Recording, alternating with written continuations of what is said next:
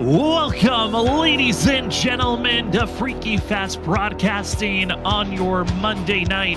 We are back to give you more coverage of the ISRC Lariar Productions Truck Series Season 8 Race 9. It's the last race of the regular season to see who will be the 12 drivers that point their way into the chase, and potentially a 13th driver added in if they win and are inside of 13th to 20th position in points. So there are a lot of positions to grab, a lot of point scenarios to talk about. We're excited to give you all the coverage here on Freaky Fast Broadcasting. My name is Sam Dyer. Joining me here tonight is Zach Hall. And Zach, we're currently underway with qualifying. Well, there's a couple of drivers that we know we're going to be quick to be up front, but it's exciting to be back at Las Vegas, a track that's always known for greatness here in the ISRC Truck Series. Yeah, this track has put on a classic every time we've come here. We've definitely had storylines galore when you come out of this racetrack. I'm sure we'll have more of those tonight with it, being the final regular season race to give us who is going to be in that championship battle. So it's going to be a really fun time, I think, here tonight. As you see right here, Vincent Sora, our points leader, coming in tonight. I think he's going to want to sew up that regular season title, and he's going to put himself on top more. But as I say that, the guy who needs to put himself up there, Ali Fonseca, Sam, he's going to throw himself up top.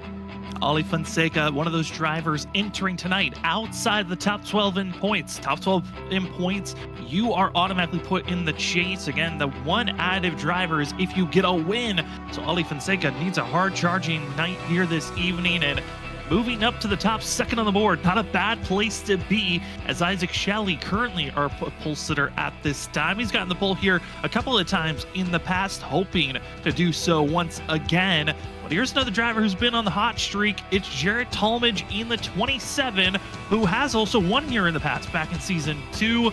We'll see if the 27 can find the magic here tonight. But what's fun about here this evening, all past Las Vegas races I look back to, they've been night races. This is one of the few times that we're going to be seeing these trucks at a daytime race here at Las Vegas. And Zach, this course, daytime, it's hot, it's in the desert. This is going to be an interesting evening of seeing this track, how it wears and tears and affects these drivers, as Talmadge is on lap number 1 of his qualifying time. Yeah, I came in here tonight, Sam, almost expecting a nighttime race just from the past. Like you said, previously it's mostly been nighttime races that we've seen here in the history of ISRC at Las Vegas.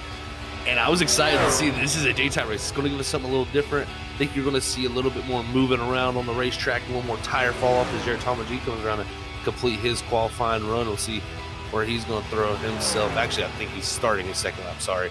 But yeah, this track is going to put on a quiet show, I think, in the daytime. So I can't wait to see, once we get the green flag dropped, how it's all going to settle out. But I know for one thing, it is going to be a stacked up race. This track, very much like a lot of the other mile and a halves in these trucks, you do not get away from each other. The draft is so essential, and we know how talented everybody is. This is going to be very much a pack race, I think, still. Jarrett Talmadge crossing the line, 27 machine, hoping to find some extra momentum, and he finds it. Talmadge pull time by 4/1000ths of a second over Isaac Shelley, and that's going to be one of your final times crossing. What a lap by the 27. Talmadge trying to make a statement here this evening, as he wants to be one of the favorites from that Planet Sim Racing team, have been leading on the team championship point side. And Talmadge going to take the pole here this evening for the Wheelin and Dealin 150 here at Las Vegas. As qualifying is ending, we're about to be going into a warm-up, where the drivers will have 5 minutes to try to get a little bit of extra practice time in, and as well gives us time to take a closer look of how this season has gone so far. From looking at the points this season on the schedule, we'll start things off with the points, because this is the big thing for this evening. It's the last race of the regular season. It was a shortened season. Only 14 total races will be ran at 4 points, and this is the last race of the regular season before we have our 5 races for the chase. And the drivers line up here, top 12, where they line up now. Vincent Sora, just by starting here tonight, should lock up that regular season championship. But we look at the cutoff line. I mean, Zach, from 10th all the way down to 15th, It's within 12 to 13 points that those drivers have. Big swings can happen with 2 positions on the line, and I mean 3 positions on the line there for points. And those are some hot drivers that have been on hot streaks, some drivers that have been on cold streaks. It's wide open on who could be in or out for the chase heading in 2 weeks. And no doubt it is very much wide open. I think Fonseca is on such a hot streak that he is going to be a hard force not to stop from getting in. So I think someone like a Tyler Dingler, Isaac Shelley here, they really need to focus up tonight. Even Joshua Stovall, I think you really got to be strong here tonight, because if you're not, you will be slipping out of this because of how strong the other drivers have been. So this is going to be very, very interesting. As other drivers searching, again, we've got the top 12 points move in. The drivers that are within 13th to 20th, if you have a win, you move in. One of those drivers I was hoping for a solid night and a chance to win and lock themselves in and be an additive. Nico Garcia going to have a provisional here tonight. His chances of making the chase are done with taking the provisional. Also, Alan Elwood taking a provisional here this evening. He's gotten a win already this season, so he will continue to be a locked-in driver. But hey, if a lot of drivers that are outside of the cut line have a good run here tonight, and we see Alan Elwood, those provisional points not be as great as he was hoping for, could have an awkward scenario where he could be an additive driver here this evening. But let's take a look at how the schedule has been so far this season, because we've had a lot of swings up and down on who could get into victory lane. Recently, though, it's been a lot of dominance seen from John Forbes, Vincent Sora as past champions that have won the last 3 weeks, with Alan Elwood winning at Pocono. But Zach, we look at this schedule, it has been all mile or bigger courses. And this is going to be one of our final race of the regular season before we start to see some smaller courses in the playoffs. Exciting the way that this regular season has been to watch. No doubt, the regular season has been exciting. It's been mostly Speedway action, like you said, but we're going to get to a little bit shorter action here very quickly, of course, with the All-Star race next week at Bristol. That'll give them a little bit of a preview, I guess you could say, for like Phoenix and Rockingham. So that'll definitely, I think, help, but I think that whole shakeup with adding those tracks in this playoffs will really make for interesting playoffs to see maybe a new dynamic and another driver come into the picture that we maybe don't expect. Cannot wait to see how that dynamic is going to swing as we are within 2 minutes of our race starting up here tonight. Let's take a look at some of our drivers we feel like are watching points, who are going to be drivers overall this evening that could be favorites to watch out for a win, or drivers that we feel like are just storyline drivers. And, I talked about how the fact that we've got drivers that have been hot streaks, those on cold streaks. I'm going with the one who's been on one of the biggest hot streaks since week 3. Coming off of a terrible start of the season, I'm going with Ollie Fonseca. He's outside looking in, but the 24, he's just a mere 4 points out to Tyler Dangler. He needs a good race. He needs Dangler to have a bad one. Watch out for the 24 to try to make it into the chase for himself. I definitely think Ollie's going to be a strong one here, definitely to look to get in, but I'm looking for the driver that's on that cut line, and I'm going to go with the 19 of Tyler Dingler. So I'm feeling like Tyler's just had such a strong, consistent season. I think this is his time to get into those playoffs and really set himself up for maybe a solid run there. Where will we see Tyler Dingler finish? I think that's going to be a fun question to see. As our third member of our group, going to be Robert Moyer Jr. He's going to go with probably a driver who will be a favorite to watch out for here for a win. That's the 3 of Thomas Green. Watch out, this driver has been just as good as his teammate of Jarrett Talmadge from Planet Sim Racing, as they will try to go for another win here at Las Vegas. Those are our pick'ems. Those are drivers that we feel like are those to watch out for here tonight.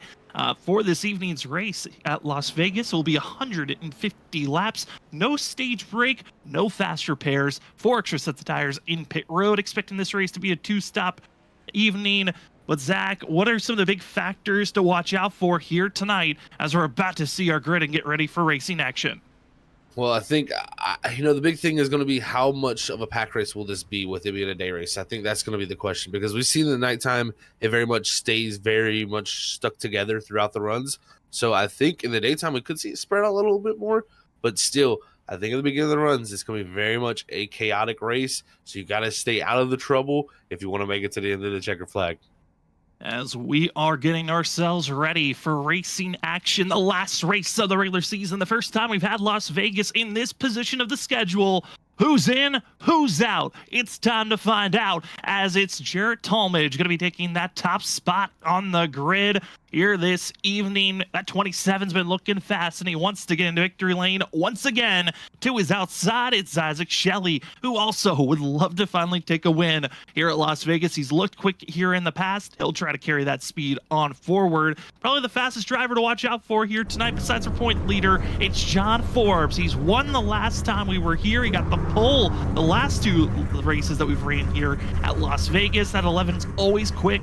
He'll hope to top the boards here this evening. Ali Fonseca, my pick to watch out for tonight. We'll start in 4th. Ethan Smith, one of those drivers that's inside of our top 20 in points. He needs a win to make it into the chase. He'll start 5th here this evening. Joshua Stovall, all of you UPS Brown Crew fans, they'll be starting in 6th position. A fantastic start as he is entering 10th in points here tonight. Just needs a solid run and he'll make it into the chase. Our points leader entering tonight, Vincent Sora 7th, was Samuel Garcia 8th. 9th is Trenton Jump, and Malik Kuntz finishes off our top 10. Robert's pick's going to start in 11th position. That's going to be Thomas Green. Alongside him in 12th, it's going to be the 8. I know it's still looking to hang on to one of the final spots for the playoffs. 13th is going to go to Logan Brakey. 14th is going to be the 10 truck of Ryan Ferraro. 15th is going to be the 99 of Michael Miller. Jesse Thornick's going to start in 16th. Nick Crawford, a previous winner here at Las Vegas, going to start back in 17th position. 18th is going to be Martin Morales. 19th is going to go to the 53 of Eric Stampen. Rounding out the top 20 is going to be Tyler Dingler on that cut line. In 21st, we find Dakota Moniz, who, if he has a fantastic run and gets a win somehow here this evening, he could be sneaking his way into the chase as he enters 20th in points. Here tonight, Justin Smith 22nd on the board, with Joshua Kanata in 23rd. In 24th, we find Justin Forbes with Cody Smith back in 25th position. Mark Labertone going to be starting in 26th position, with Cody Reed having some troubles currently. There was a mistake happening during practice. Cody Reed was disqualified during the practice run, and it has not been able to get cleared. The 25 is in a frantic position to try to get this disqualification removed. If Cody Reed can't get out on track, his chances of making the chase this season could be snuffed out. 28th, we find Danny Cochran, who will be out there on track. This could be a driver that could shake things up. And 29th is TJ Calloway, but Zach, the Cody Reed situation doesn't look like the black flag has been cleared. He is still being disqualified at this current time. That's a sad situation to see before he even took the green. Yeah, I was getting a little more information on that because, I was kind of hearing the rumblings in the background of this going on and kind of seeing what that situation was, and it does look like they're not going to undo that. So that is very questioning and unfortunate for Cody. So we'll have to see how that plays out, and they'll go about the situation. But Cody Reed, really nothing he can do. It's out of his power. Yeah, Cody again entered tonight 19th in points, and he needed a win, and he's had a couple of good runs where he thought maybe a win was possible. Tonight, his chances of making the chase for Season 8 look to be done, as the session will not be restarted. So we will run with 28 drivers here tonight, which changes up the math a little bit here on drivers that are mathematically possible to find a way to make it into the chase based off of points. That will push our points window down to 18th place. Ryan Ferraro, if he sees some of the drivers in front of him have trouble, he could find a way to sneak his way into the chase even without a win. But up front, Jarrett Talmadge, Isaac Shelley, how do you want to settle this one in? As Isaac Shelley, actually will have to start at the end of the line. He's given an EOL penalty after reckless driving, so that pushes Ali Fonseca now up to that outside row. What speed, what reckless moves, who's willing to give it all to make it to the Season 8 chase and have a chance to hoist the ISRC Lyra Productions Trucks Trophy? Let's find out as the Wheelin and Dealin 150 is underway here tonight. The outside road, a little bit of a checkup. They are still accordion backwards, but on the inside lane, 3 drivers bump drafting into turn number 1. It's Jarrett Talmadge, but John Forbes wants to make the big move. John Forbes definitely looking to get already early positioning on the 27. He gets to that quarter panel, and that's what you're going to see a lot of drivers doing here tonight, is get to that right rear quarter panel, right where that tire well is, pack the air in there, and just draft by as Ethan Smith makes it 3 wide here early for lap 1 for the lead. Ethan Smith knows every point is so critical for himself and wants to make the pass, wants to lead the lap, and the 00 across the line will lead lap number 1. Give a bonus point to Ethan Smith as they'll stay 3 wide down into turn number 1. beautiful racing here so far, as Ethan Smith, like you said, Sam, needs every point he can bag. And he's also, if he can take home a win, that would just guarantee his positioning into those playoffs. So that is exactly what this double zeros look for. And in the past, been quick here at Las Vegas. So let's see what Ethan can produce. But Jared Talmadge, we know he's not going to go lightly either. How important is the top position? Got clean air. We heard about it a lot last week on the club. We went caution free during that run as Jared Talmadge puts down the fastest lap that last go around. Vincent Sora now squeezing his way to the inside as you're seeing the battling going on for 5th place on back. But Zach heard last week on the fact that fresh air actually made these vehicles a lot harder to drive. I'm curious if that's going to be a similar feel here tonight at Las Vegas as Vincent Sora to the point, just like he's been doing in the points lead. It is very interesting to see how that plays out, and it can very well be that factor here like that at Las Vegas very much. You get that clean air, you get all that downforce, pushing that nose into the racetrack, really making it oversteer while the other drivers not only get the draft, but maybe get a little more balanced truck. As you see, immediately from the lead, Vince sort of goes back to 3rd, just like that in a blink of eye, as Ethan Smith just shows there's going to be a lot of passing, I think, here. Yeah, swapping back and forth, going to be the big thing we see this evening. Also with how important the draft is, these drivers are going to be on top of one another for at least the first 20 laps. We'll see if it changes throughout a run, but early on, still a lot of big moves. Ethan Smith, that massive push to go 3 wide. He's up 4 positions from where he qualified. One of the drivers that started in the back, Danny Cochran, already up 11 positions from where he started. And you see the middle of the field, it is getting a little bit reckless as Thomas Green, Oli Fonseca, big blocks going around on that backstretch. Definitely some big aggressive moves going on there, but it's going to be an aggressive race. I think everybody knows what's on the line. There's a lot of risk. There's a lot of gambling going on. I mean, it's Las Vegas. Why not go ahead and throw it all on the table right here, as everybody is looking for any move they can make. As Trent Jump looking for that quarter panel, that 24, while the 3 looks to the inside. We're going to go 3 wide here off of 2. Trent Jump has seen some heroic moments and absolute heartbreak moments happen here at Las Vegas in the past, and he would love tonight to be one of those nights that can get back into victory lane. Our Season 2 champ was so dominant here all the way back in Season 2. He was fighting with Thomas Green and Danny Cochran for laps led. He came up shy on the most laps led, was taken out during that race. And now the 46 hoping to make his way forward as he's got Samuel Garcia to his inside of that 50 machine. Big window, big pictures of note. Garcia as well as Oli Fonseca. Those are the 2 drivers that need a lot of points here tonight. They're trying to get in front of Isaac Shelley, Tyler Dangler, and be about 5 positions ahead of both of those drivers. And they both can sneak their way into the chase, pushing back both, again, Dangler and Shelley. This is some great racing, man. It's going to be up in the air all the way till that checkered flag, because again, no stages this season. There's no points to be gained. You got to get to that checkered flag if you want to get those points there. So one thing you can really get bonus points from is leading those laps. Leading the laps, hoping for the best, and we will not have official points until this race is over. We're going to do our best to give you unofficial points by me writing down on my sheet of what I believe the point scenario is at. It's difficult to do at times, so we will say a lot. Just wait till after this race is done, but we'll do our best to give you a clear picture as the evening goes on. You're seeing some of the drivers further back in the field. Here we find the 8 machine of Noah Steele, as well as Jesse Thornock, trying to make their way forward as Isaac Shelley stuck in the mix here in this 98, as well as Tyler Dangler in the 19. They are exactly where they don't want to be. This could be bouncing both of those drivers out of the chase. This is not what they need exactly, Sam. And, you know, for Dingler, it was just a tough qualifying run. Shelley, it was the penalty, and he's stuck back here. I mean, you got to think it was kind of a lackluster week, previously for him, and it just nothing really worked out for him, and it's kind of put him in this position to be this close in points. So right now, Shelley definitely not safe running this far back early.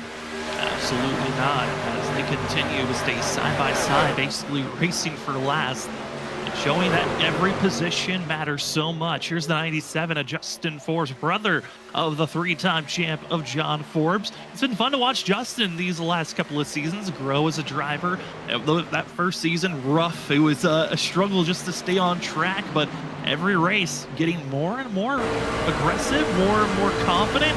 Currently running up here, trying to get inside of the top 20. This is great development to see from the 97, who, like I said, are very lack on experience compared to a lot of this field that's been racing on iRacing for a couple of years. It is amazing to see. I've, personally seen a lot of this from Justin. He's gotten better and better. And the things he's just really cleaned up. And that's the one thing you want to see from a driver. You'll see mistakes early in their career that they make. But though, if you cannot make those same mistakes over again, that is when you see improvement. And it's not always about the speed. His speed not only is improved, but also just his racecraft. So I think that is a huge thing from this 97. And I think the biggest thing for him is just getting to the finish of the race, into the races now, and get the finishes that he can, best can get from that night. See one brother develop while the other up front dominating. John Forbes trying to get by Ethan Smith, former teammates back in the early days of the ISRC Truck Series under the moniker of Blackjack Racing. And Ethan Smith, John Forbes willing to rub a couple of fenders back and forth. And for Ethan, it is all about the win. All of his other competition around him are just looking for good races, get some good points here and there. But this 0-0 to this season was all about making the chase, making a run to look as strong as he used to look back in those early first 4 seasons, where this 0-0 was a threat for every single championship run. And currently Ethan Smith still inside of the top 4, but I'm curious on these tires with how aggressive we've been seeing these big moves by the 0-0 on how well he can stay with our top 4, or is he going to fall apart and just see this tire wear hurt him in the next 5 to 6 laps? That's going to be the telltale sign, really, I think, Sam. Once we get about another 10 laps in here, we'll really see if Ethan Smith can hang on with the tires, if he's really overworking them. But the one thing I will say is, I feel like Las Vegas is one of the tracks that's changed the least amount. Yes, we got the new whole scan here, and it looks beautiful now. Of course, it looks different, but it runs completely the same as it used to previously as the old scan, and it really drives pretty similar in these trucks to how it used to. So I'm not surprised to see Ethan really, taken to liking this. I feel like this is kind of more in the wheelhouse of back what it used to feel like for him. Seeing our top 4 now in line with one another. A little bit of side-by-side racing was going on from 5th on back. They're starting to single file out and starting to see the field split up in half. We've got our top 13 that are still within 2 seconds of one another, and the draft's kind of keeping them in tow. Then falling all the way back in 14th positions, Danny Cochran, as he's got a hornet's nest behind this too. From 14th, 15th on back, all trying to find their own footing to go forward. A couple of drivers have been struggling off pace. That's TJ Calloway, Mark Labertone, both struggling greatly. And Labertone looks to be might have a little bit of damage that 44 has collected on the right side of his 44 machine, but he continues to race on as well as he can. As the field up front, still going back and forth, but Zach, this is where the chaos is. And a track that we've seen cautions always amount. I know in the past we had the stage break yellows that kind of brought everyone back together, and so cautions kind of blossomed because of that. But we've had a minimum of 4 cautions in the past, 2 races that have had 6 cautions, 3 races that have had 8. And I'm curious on if we can have another caution-free race like we did last week, or if we're going to see that traditional Las Vegas turn where everything kind of just goes up in smoke and drivers start to accidentally run into one another at some point this evening. Since it's Las Vegas in spirit, if I was a betting man, I would have the bet on a yellow tonight.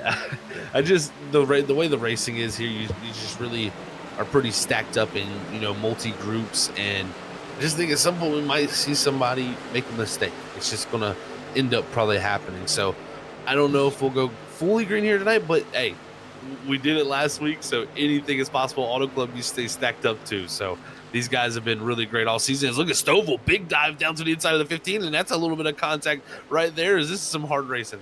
And the main reason why, a lap prior, Vincent Sora got caught up into a mixture with Ethan Smith and John Forbes, just slightly tapping off the exit of turn 4, checking up the 15 greatly, and it's forced him back in this spot where Vincent Sora's trying to pinch, trying to hold back Stovall, and it's hurting Stovall. And now it's going to be kind of the accordion effect of these drivers checking up on one another. This grouping of 6, got to be careful, and Stovall's being the head driver that's being pushed around as we're seeing everyone up front. Here's the swing, Zach, that 20-lap run, seeing drivers moving forward, those falling back.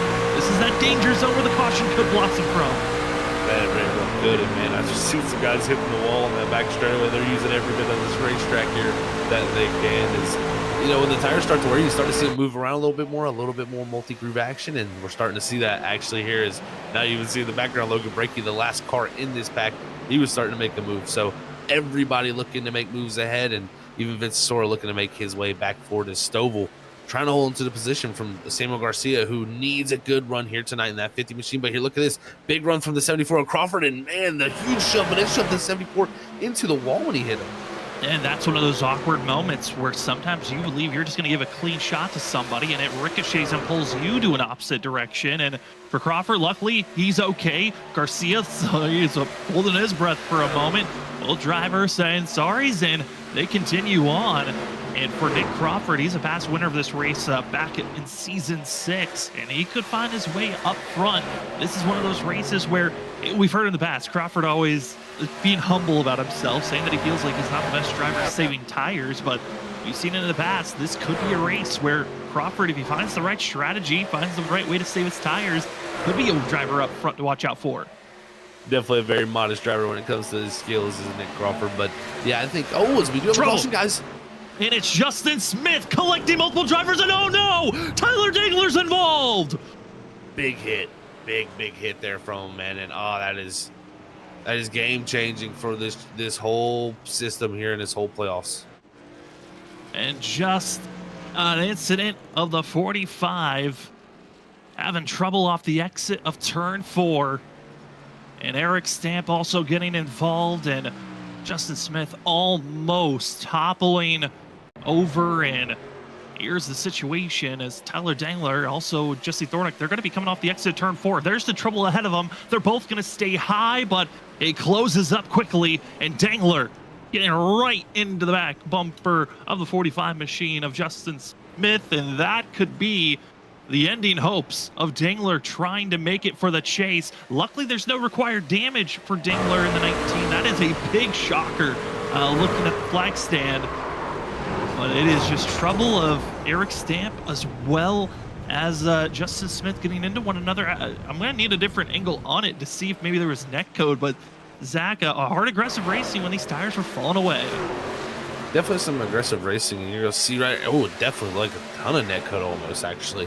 It was kind of a weird angle as the camera turns there, but it definitely like some net code to me there, Sam. So that is super unfortunate to see, because of course Tyler getting that, and yeah, for the hit he took in the 19-2, I thought we were going to see required damage for the engine, and we'll see right here. Is there any contact? Yeah, no, there's no contact. It's huge. It just washes the 45 around like there was contact, and almost. Yeah, I mean, we've seen a couple of those almost. It probably should have been flips.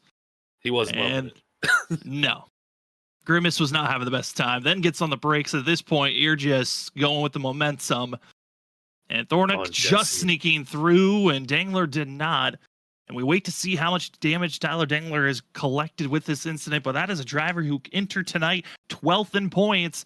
He was running further back in the field, and based off his positioning already, Dangler wasn't looking in a spot to move on to race in the chase, but this almost makes it an absolute if he's not able to get rolling again. And Zach, I mean, looking at where Tyler Dangler runs right now, he's still in pit road getting repairs done, but he's part of a wide collection of drivers that are also sitting in pit road.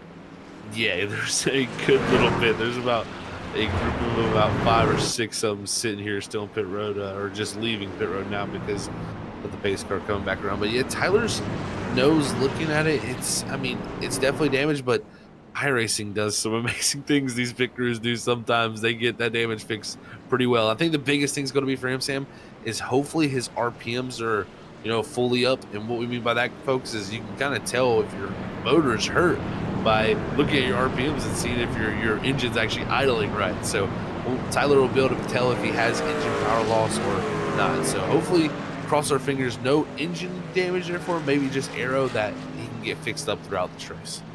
And with this time of the yellow, we were just about to bring up the point of seeing the massive change in movement the drivers were having.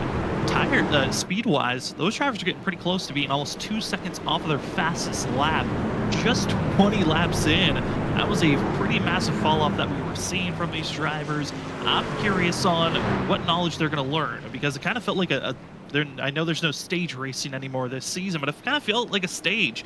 In a way, a lot of hard, aggressive racing, a lot of knowledge picked up.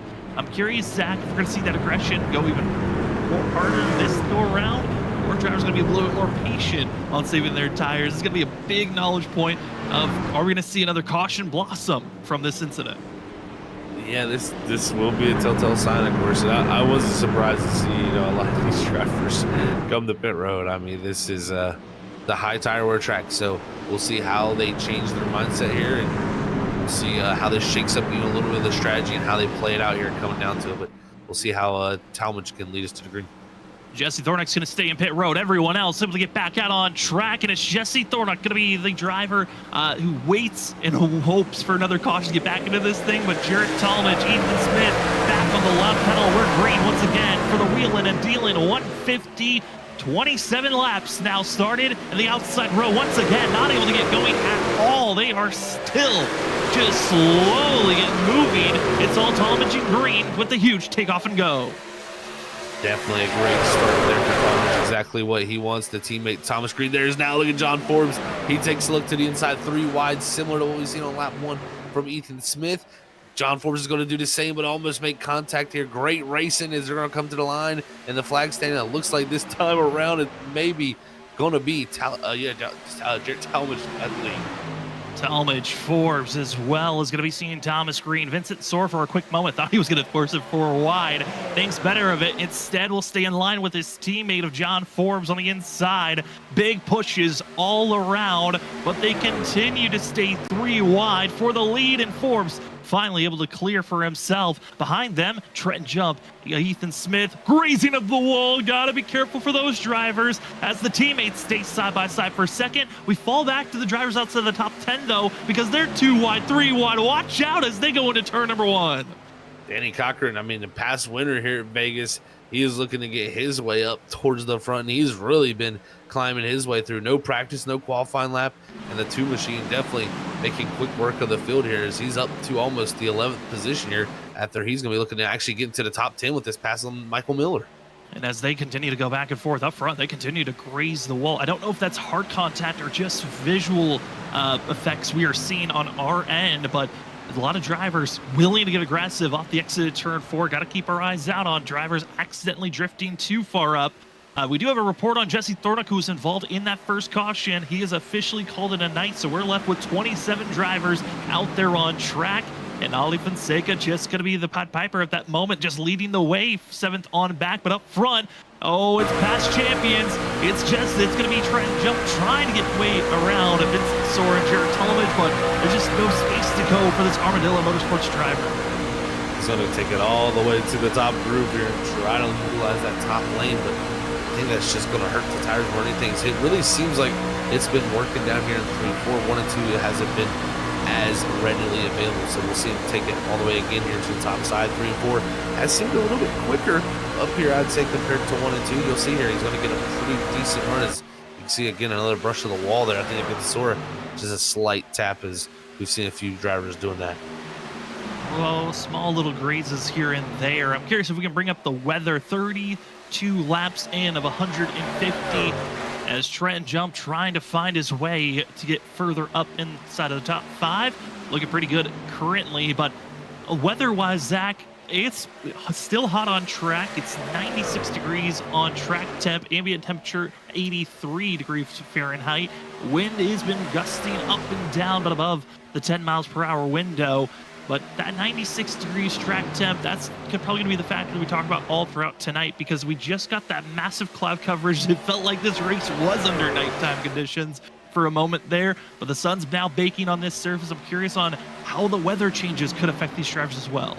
I mean, it is crazy to see the difference when the clouds come over this track to when the clouds are not over the track. I mean, just the difference in the viewing, of our cameras here is completely different. So right now, of course, the clouds have went away, but that track should start to heat up. And as it does that, it should, create a little bit more separation and a little bit more tire wear, and a little more tire fall off. So we'll see if that continues on. But as they also lay rubber down the track, that kind of takes it away too. So as this race gets farther into it, I think the track temperature will not only go down, but more rubber will be laid down. You'll see speeds pick up and pack race it even more. So speaking about tire wear and rubber being placed down, something I'm noticing looking at this session, different from what I think I've seen in past sessions. Usually the drivers start out in with practice. They're given an hour practice, then their 2 laps of qualifying, then the 5 minutes of warm-ups into the featured race, and the track conditions carry forward throughout all of them. We started usually at 30%. Tonight, 50% tire wear, grip level wear already placed down. With practice, qualifying, warm-ups, now this race, how is that affecting these drivers here tonight? It is always interesting too with the pre-applied, percentage. I've always felt of iRacing, because when you get that percentage, it's 30% rubber, right? Where tonight's 50%, that's an extra 20% supposedly it's added onto the racing surface before we came into practice and qualifying, and added what the rubber the drivers have laid down.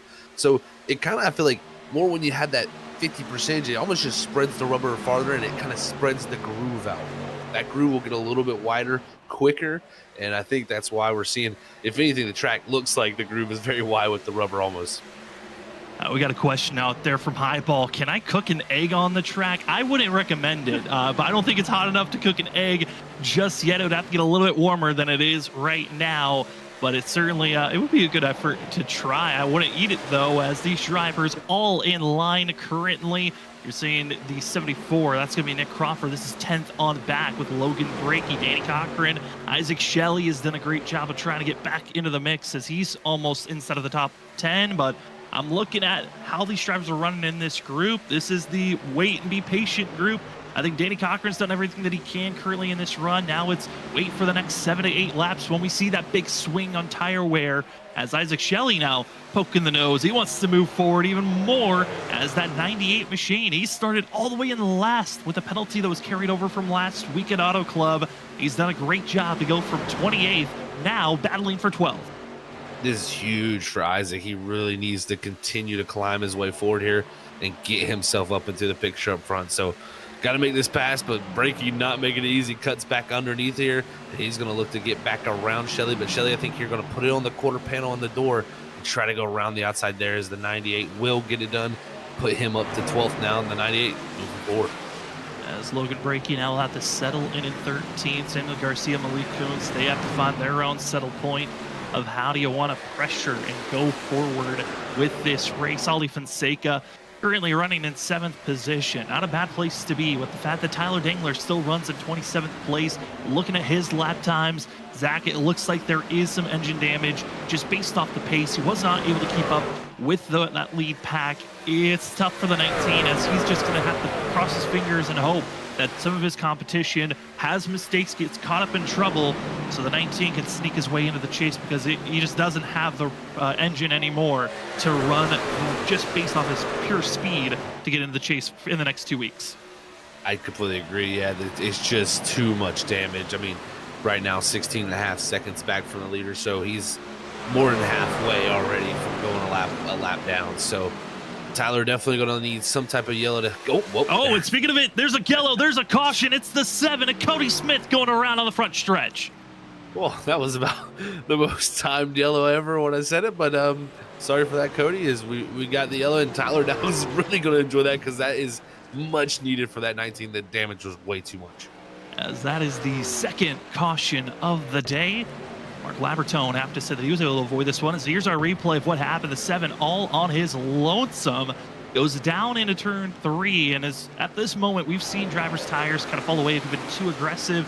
Looks like for Smith's been too aggressive. Exit the corner, brushes the wall, just sends himself into the grass. And at this point, you're hoping to slow down, and when he finally does, loops it in front of oncoming traffic, and that will bring out our second caution of the day. They will, because Cody Smith, luckily, not going to get too much more damage than hitting the outside wall from that first hit there that spun him around. But yeah, that definitely helps a few, and others now are going to be questioning, what do you do for tires now? Do you go ahead and spend another set this early? It's definitely, burning 2 sets pretty quickly. Yeah, these drivers have a total of 4 sets in pit road that they get to work with here this evening, and to use 2 already before we're even done with lap 50 would put yourself in the back foot, because then you're banking on this race staying green, and using at least one set, maybe saving one late in the race. This is putting everyone in that pits now in a spot where you kind of have to save your your final 2 sets for after the halfway point of this race. As seeing those drivers that are up front, that's Thomas Green and others entering pit road, some just splashing with fuel and go, and that's what we're seeing a lot of. It's just fuel only for most of the drivers that went into pit road. I like that call from a few of those guys, man. That is excellent decision, I think, there to be made, because I mean, yes, okay, if you do take tires here and it goes green all the way to the end, I think the tires actually do win out, because, you know, the amount of stops you would need to make green flag wise, you'd have the tires there. But I do think you want to save the sets here. I think the yellow flag is not the last time we'll see it tonight, and you want to have a few extra sets there just for backup cases. We did have, though, some drivers deciding to take another set of tires. Going to be their second of 4 that they had in pit road to use. Ollie Fonseca, Nick Crawford, Joshua Stovall, Samuel Garcia, as well as Malik Kuntz, Joshua Kanata using a set, Mark Labertone back in 20th position, just topping off with fuel, and then Dakota Moniz in 21st took a set of tires with Mark Morales as well. Also getting more damage repair was Mark Morales with Callaway, Justin Smith, Tyler Dangler, as well as Justin Forbes and Cody Smith, all going to get some extra damage repair for themselves. I mean, Zach, looking at those drivers that did decide to take a set of tires, any of them that you're shocked by? Because I know one I'm not. That's Nick Crawford. I think he's learned. He's always taking a set of tires whenever he can. Yeah, I think, you know, he knows when to roll the dice, and I think, like I said, if it goes green, it very well can happen. These guys are very talented. They can get it done. If it goes green, that is the strategy I think we want to be on, because the amount of fall off we were starting to see from those tires was quite considerable. I mean, there was definitely some fall off showing there. So I think tires will help, but you definitely want to have an extra set just in case. So those drivers that took them will feel good now if we go green. But as soon as that yellow flag comes out, they're going to be questioning what they can do next for their strategy. Food talk seems to be the thing of the chat here this evening. Your ISRC title sponsor, Larry R Productions, is out there in chat asking, can I cook a burger on the track? I don't know if you can, Larry, but I know what would make you a great video. And if you want to see some great videos, head on over to Larry R Productions on social media sites, as well as on YouTube. He's got great food reviews. Larry, I'd love to see you go to a track and try to cook a burger there and see that review of yourself as these drivers get set up for a get up and go moment. Second caution of the day is done. It's time for Ethan Smith, Trenton Jump. Who will have the better go as your Wheelin and Dealin 150 is back underway? Watch out for those drivers back in 15th on back. How well do they go? And already wheel spin up front. It's going to be Logan breaking down to the inside. He's off into the grass. We stay green, but already trouble with those older tires, and breaking a nightmare for himself as the rest of the field leaves and exits out of turn number 2. Worst case scenario there for Breaky, spinning on the pit road. So now he's going to go pit road speed before the exit. Yeah, I mean, that is just a heartbreaker for him. So we'll see how he can get back up to speed, because the pack is already coming out of 4 and he is on the apron between 1 and 2. So I would not be surprised if he goes a lap down here getting up to speed, because yeah, they're already going into 1.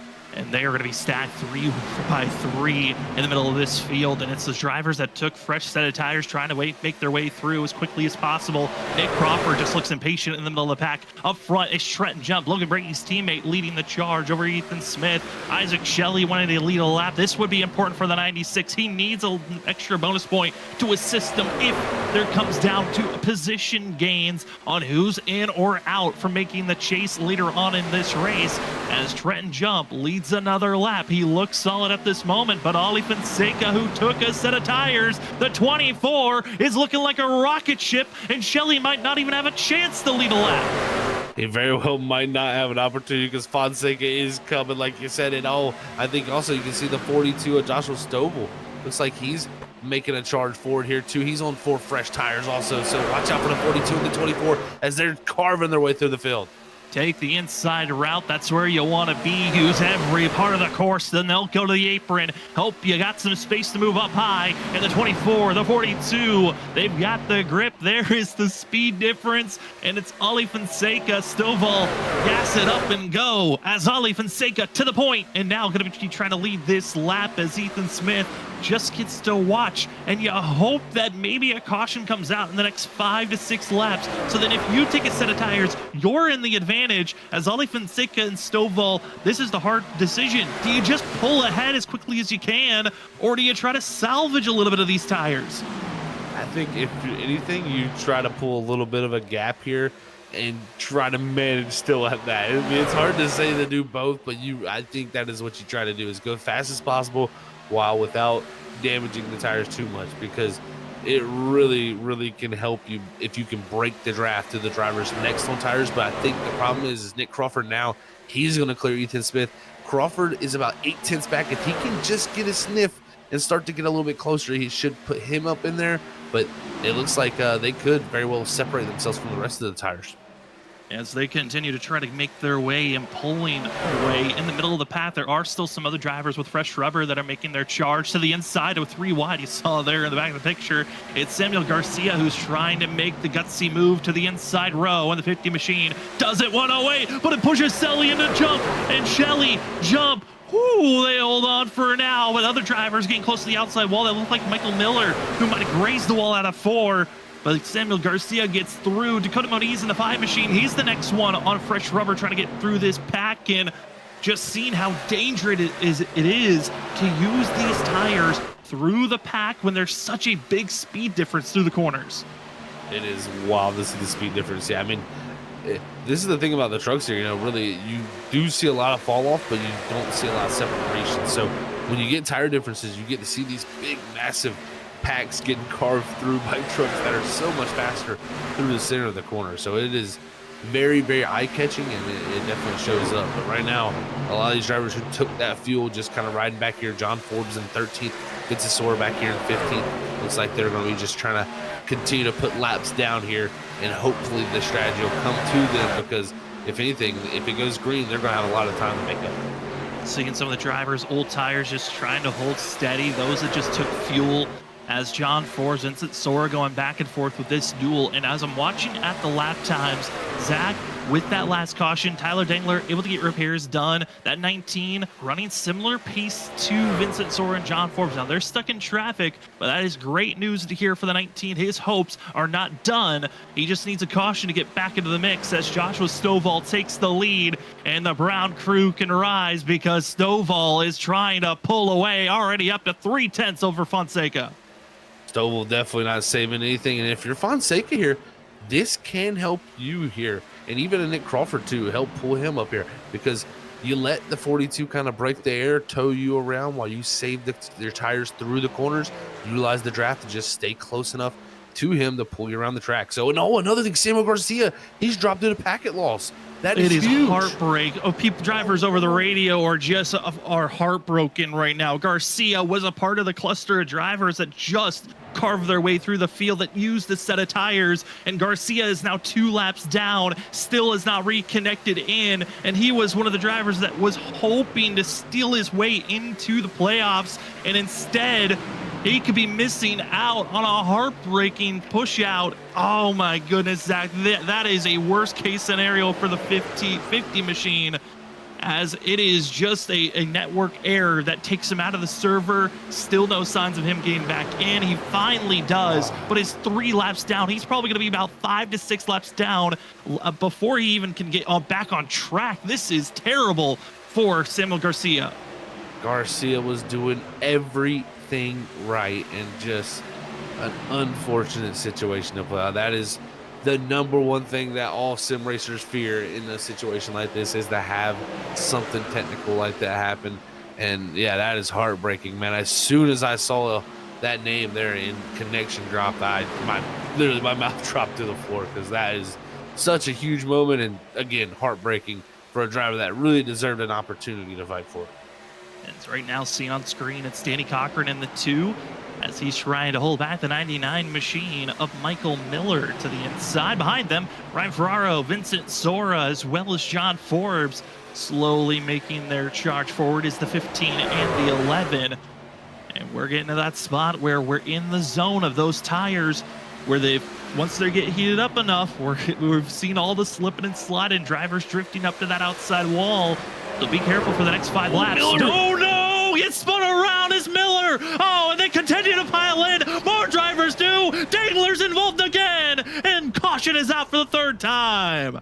I had a feeling that was going to happen. I watched the 99 there on the exit, and I felt like there was not going to be an opportunity for him to keep that truck down. And I saw the speed the 10 was coming with, and they were going to just, their paths were going to come together at some point. And unfortunately, it looks like that's what happened. All that work, all the repairs, there for nothing for Tyler Dangler. And here's the incident of Miller going around, and then here comes the absolute just no regard for any of the drivers. Labertone slams his way in, and that's the finishing blow for Ryan Ferraro and also Tyler Dangler, because Dangler went from all of his damage finally repaired from that first caution to required damage for himself here tonight. Oh, that is... all the playoff runs are just falling apart. Yeah, they are just before our eyes. Las Vegas showing up as whole. I think that was, like you said, from Labertone's point of view, and yeah, just did not get slowed up at all there and ran right into all that mess. And yeah, for Dingler, it's right front suspension damage that's required. So yeah, it's going to be a lengthy repair for that crew. But yeah, you know, watching all that situation play out there, Sam, I wasn't surprised to see all that, because look, the 99 was sliding up the track, the 10 was coming with some momentum, and the passing was coming together. So this is so unfortunate for this grouping here to all get involved in it.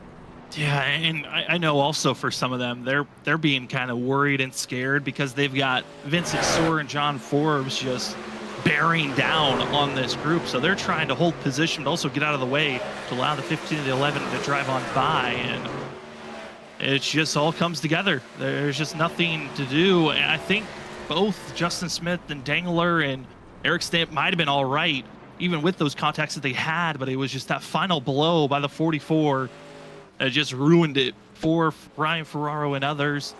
Dangler was able to get the required damage flag removed for himself, so that's a good sign. The unfortunate sign is to see there on the right front, there is that side panel is gone. It's missing. You can see the engine, and that is that's not what you want to see on this truck.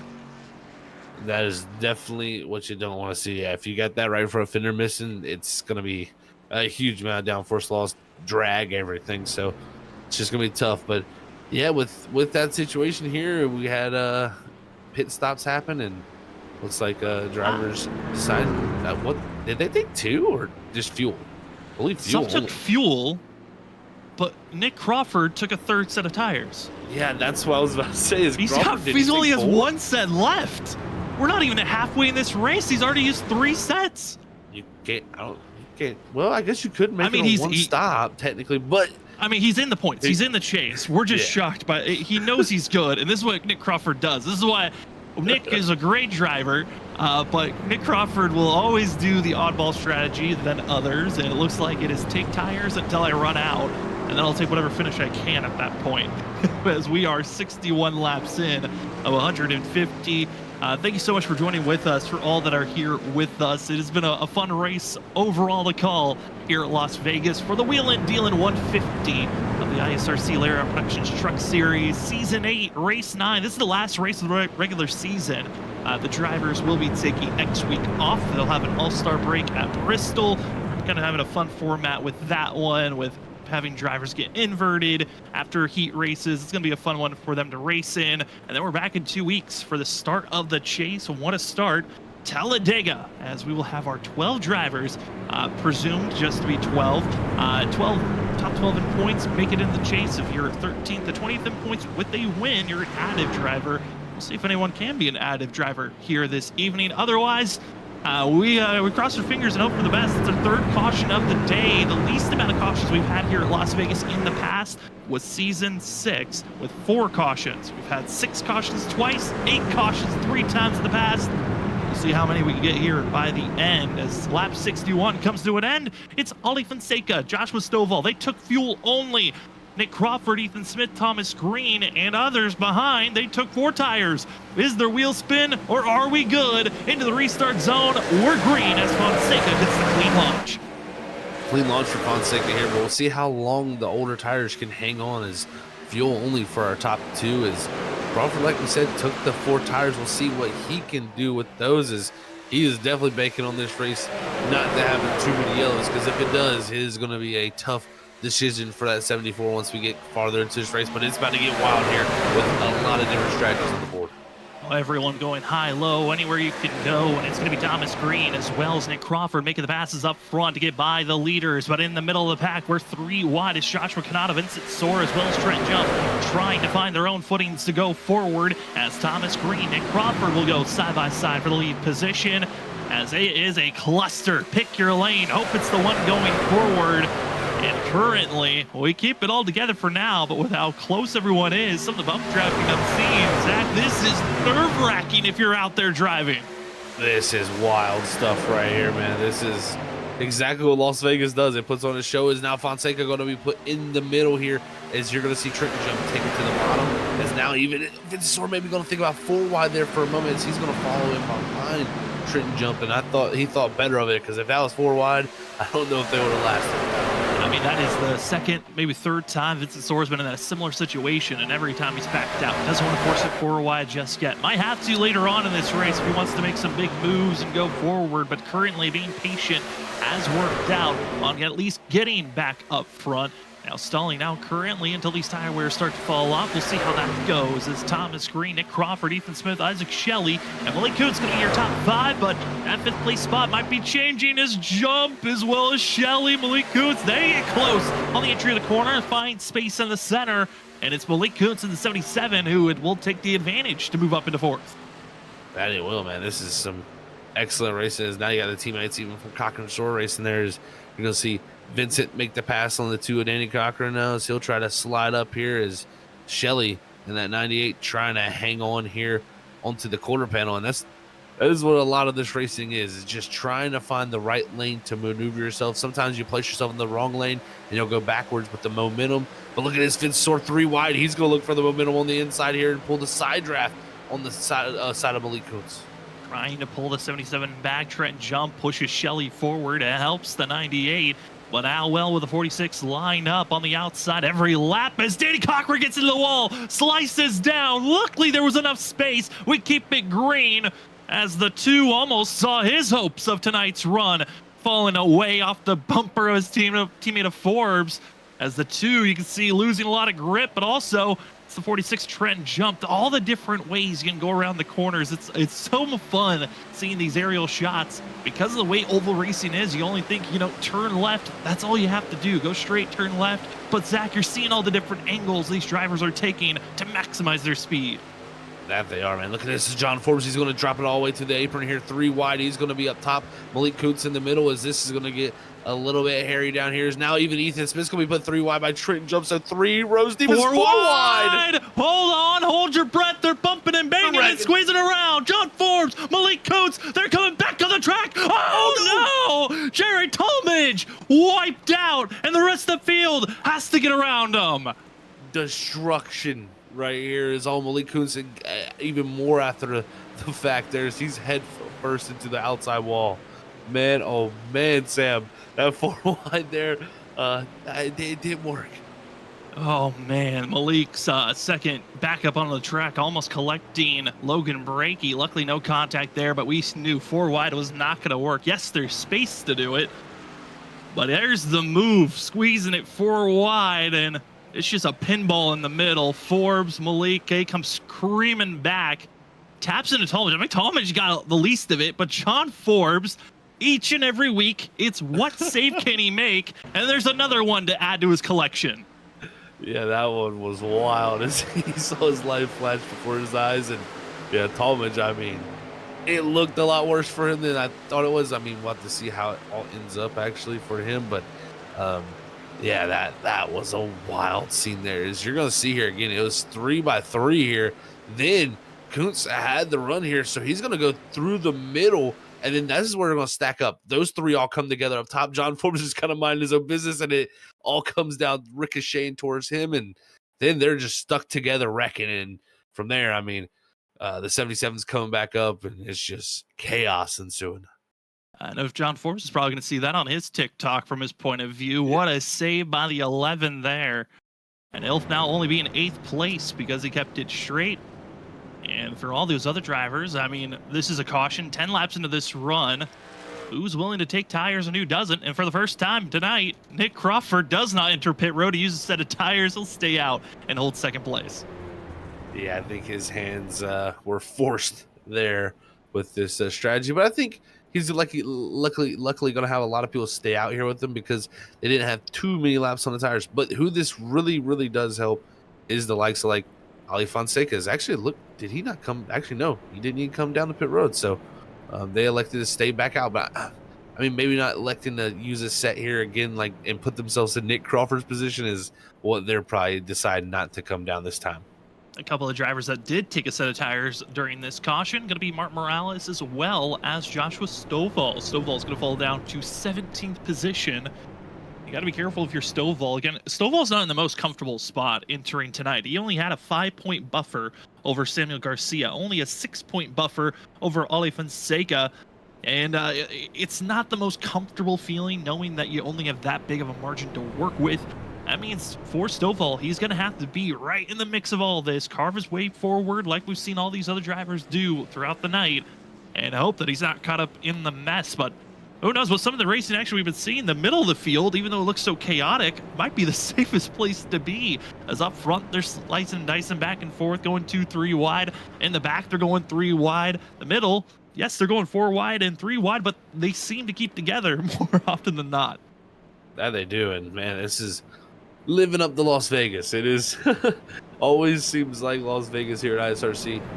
It's just a wild race, and it doesn't surprise me. The trucks here at Las Vegas, you just can race very, very aggressively. So it really can put on a ton of fun scenes for us up here in the booth, I feel like. So we really appreciate Las Vegas, and I'm sure a lot of these drivers enjoy it too. So we'll see who can pull it off, but I think we got a lot in store still for us. As drivers about to get ready to roll off from this restart, we do have some updates of drivers further on back. Again, Jesse Thornick, Ryan Ferraro, they are out of this race. Tyler Dangler still sits in pit road, 11 laps down. Samuel Garcia was able to get reconnect back in, only 4 laps down. The trouble is that he's got multiple drivers ahead of him a lap down. You got Justin Smith 1 lap down, and Malik Kuntz currently 2 laps down.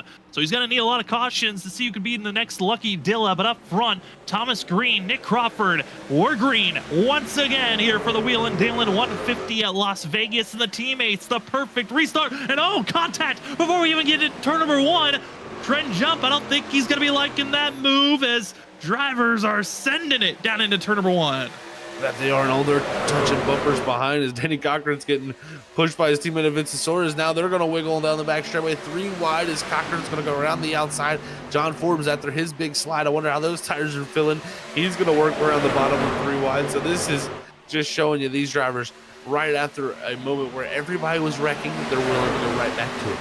Hey, if you fall off the horse, get back on it. And that's exactly what we're seeing. They want to get right back to 2, 3, sometimes 4 wide. 4 wide doesn't work very often, but they will single file out up front. And oh boy, contact to Vincent Soares and John Forbes. They are the teammates. They're probably the scariest ones around one another currently. Yeah, they are. They're willing to risk it, man. They know, I mean, they got less on the line than I feel like a lot of other drivers. They're guaranteed positions. If anything, Vincent Soares almost guaranteed a regular season championship. These guys are out here having some fun and going for it and really putting on a show for us. Well, Newsonic Crawford, Trent Jump, they made their contact at the initial start of that last restart, and it looks like a little bit of retaliation bumping off the exit turn 4. They both come off the radio, said fair game, and I think they're back and squared away as Vincent Soares, Danny Cochran giving each other the bump down into turn number 3. We've seen that scenario go wrong back in the past. That's how Danny Cochran got the win back in season 1. Was a bad bump between the teammates as they continue to race on. Here's a driver who can be a sneaky steal. Martin Morales, look back to the past here at Las Vegas. Back in season 5, could have been the one time that Martin could have gotten a win. It was 1 lap away. Got spun off the nose of GT Rizari in the 91 here tonight. If he can get into victory lane, as well can get inside of the top 20 in points, he could be making the chase as Morales up to 9th place with his fresh rubber. Great moves being made by Martin. And yeah, I'm telling you, if anything, don't count him out. This is a track that very well, a lot of guys who might not have the pace on a weekly basis every time to compete up front. This is a place I think it plays more in the favor of those. It's a little more super speedway-ish, and if you have that tire advantage like he has right now, you could definitely make big things happen. And Martin is having a great time because he is slicing through the field and he's loving what he's seeing. He's one of the very few drivers that took a set of tires on that last restart, so the 91 10-lap advantage, as he will send it 3 wide into turn number 1 and trust in his fate to get underneath John Forbes. Forbes gets clear of Cochran, and they are clear to take off and go. And now in front of Martin is going to be the 2 machine, who currently, as we are over halfway, our first half, Whiplash Simcam's biggest mover of the day goes to the 2 of Danny Cochran, who again, no practice, no qualifying attempt. He just showed up during warm-ups, and he has been having a great run, up 22 positions from where he started here tonight after qualifying and where he got placed on the grid. The 2, congratulations on being our Whiplash Simcam's the biggest mover of the first half of the race. We'll see who takes that award at the end of this evening, as Mark Morales takes another spot. He's now cracked in the top 5. Definitely utilizing those tires to the full advantage. That 91 is always going to look to maybe make the move on the 15, but this Soar is going to close the door, but have to slide up the racetrack because the 91's coming through. Is now Martin up to 4th. Can he look for 2nd and 3rd here, because he's going to have the opportunity to make the pass here on Trenton Jump? Does he take his chance? Looks like he's going to wait here through 1 and 2 to set up this 46. Is all over the back bumpers, that 91. And waiting isn't the worst thing in the world if you're Martin. The one driver you're mainly focused on is Joshua Stovall, who currently runs in 10th place. That's the other driver who took a set of tires under this last caution. So the 91 has done a great job carving his way through. Take every position at this point. Easy, gentle. I know you want the lead position because you got the fresher rubber, but if you run too aggressively, that fresh rubber is going to be nothing, and you're not going to be able to pull away. And Martin, at this current time, this has been awesome to see, but this is that awkward spot. I mean, exactly. It's so hard to stay patient in this zone when you know you got the rubber to get by these drivers, but you might overcook the tires, and you might not even have an advantage by the end of this run. You very well might not, because it really does seem to be a thing in iRacing that every tire evens out. At some point, you continue to run a similar lap time over and over unless you just completely overheat the tire. So Morales is going to feel the advantage of these tires for now, but at some point, it will start to even out compared to everybody else, and the draft will be a big factor. So if you're Martin, you got to get these things done quickly, and if anything, I think the time is running out for those newer tires. Take off and go is now. Martin Morales, welcome back to the lead position in Las Vegas. It's been a few seasons, but he is right back to where he hopes to be at the end of this race, as the 91 getting some help by the 3 of Thomas Green into turn 1 with a big push and run. Again, the driver noted on it, that's this 42 UPS machine. That's Joshua Stovall. He also took a fresh set of tires on this last caution. He's been a lot more patient on approaches on trying to get by these drivers. Might a system later on, but right now he's stuck to the outside, has to use the rubber to get by Jump. Look for this run to dive to the inside on the 11 of John Forbes, and Stovall doing exactly what he needs to do, as he was the driver entering 10th here tonight in points. He just needs a good top 10 run here this evening, and he'll be racing in the chase. That it will be, and this is exactly what the 42 needs. So he elected to take those tires on that last stop instead of doing what Ali Fonseca, a similar driver to him, where they both took fuel on the previous stop. Ali stays out. Stovall comes in the pit. Stovall's 5th. Fonseca, though, back in 19th. But Fonseca does have that extra set of tires. But we very well could end up not even using those tires if this race does very well play out. Green flag to the end. Currently, our drivers that are up to pace on speed. That's our top 20 drivers that are running pretty quick. Jared Talmadge, who's involved in that last caution. That 27 machine back in 21st position off the pace. That is, it's heartbreaking to see for the 27. He does have enough points that he'll be running in the chase. So we'll see that redemption run for Talmadge here for season 8 on how can he hoist the championship. As Isaac Shelley trying to hold back this 42 of Stovall, but there's just really nothing you can do at this point with the change of rubber. And with Isaac Shelley, seeing Garcia having trouble, Ali Fonseca all the way back in 19th position. Shelley might survive this run, here tonight with all of the mishaps, was starting back in last with the end of the line penalty that he was given after last week's race at Auto Club. This is a perfect run for Shelley, who's running at one of his better oval courses that we're running at here tonight.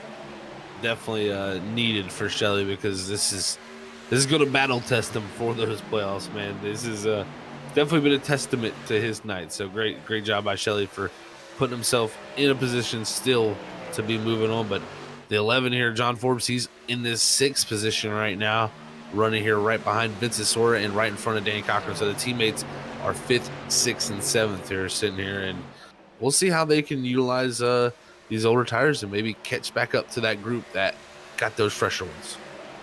And we're looking at the drivers when they last went into pit road to when they're going to have to pit again. We know this race is going to be a one-stop from here. The question is, when would the most opportune time be to hit pit road? For the likes of the drivers that are Thomas Green, Isaac Shelley, Vincent Sora, that came to pit road 27 laps ago. I mean, you'd imagine they're going to run it until it runs dry. I'm curious for Morales and Stovall what their reaction play is going to be if we get to that green flag pit stop. That is going to be, I think, the really big question is, when do they come down? Because I think these others will most likely take it at least another 25, maybe a little bit, maybe 25 laps, I'd say, at most, so just to make sure they can have a little bit of a buffer room on the edge of this race. But, Morales and Stovall can take it a little farther, or do they want to pit earlier is going to be the question. The thing that concerns me for them is the times are starting to even out. 31.89 for Morales up from 31.91. You're looking at 32 O's from some of these drivers on the older tires. So only about 1/10 to 2/10 faster, and that draft's going to start to pull them right back in, I think. This is that swing zone that we were starting to see being 20 laps into a run. We'll see how these drivers can go back and forth. A shred jump and a back out, get back in line. And as they single file out, these drivers have been having such a good run. I think this might be our one and only time maybe to get a commercial break, and we'll see how well it goes as we will be back in just a few moments, ladies and gentlemen. It's been a pleasure to give you the call of race number 9 here at Las Vegas, the Wheelin and Dealin 150 here for race number 9, the last race of the regular season. Gonna go to one. Who's gonna make the chase? Who's gonna be out? We will be back after this as we go full screen on our commercial break.